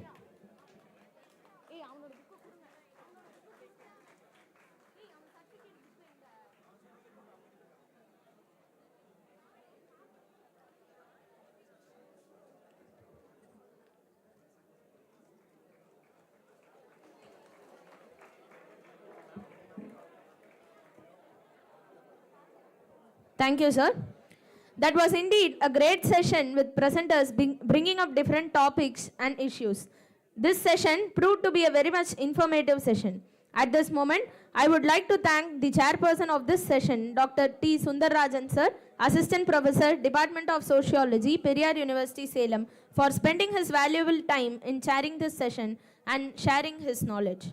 I would also like to thank all the paper presenters for their dynamic presentations. With these words, allow me to conclude the session. Thank you all. Hello guys, refreshments are provided in backside. Kindly exit in backside. And another thing, tomorrow kindly be present in this auditorium before 9 o'clock.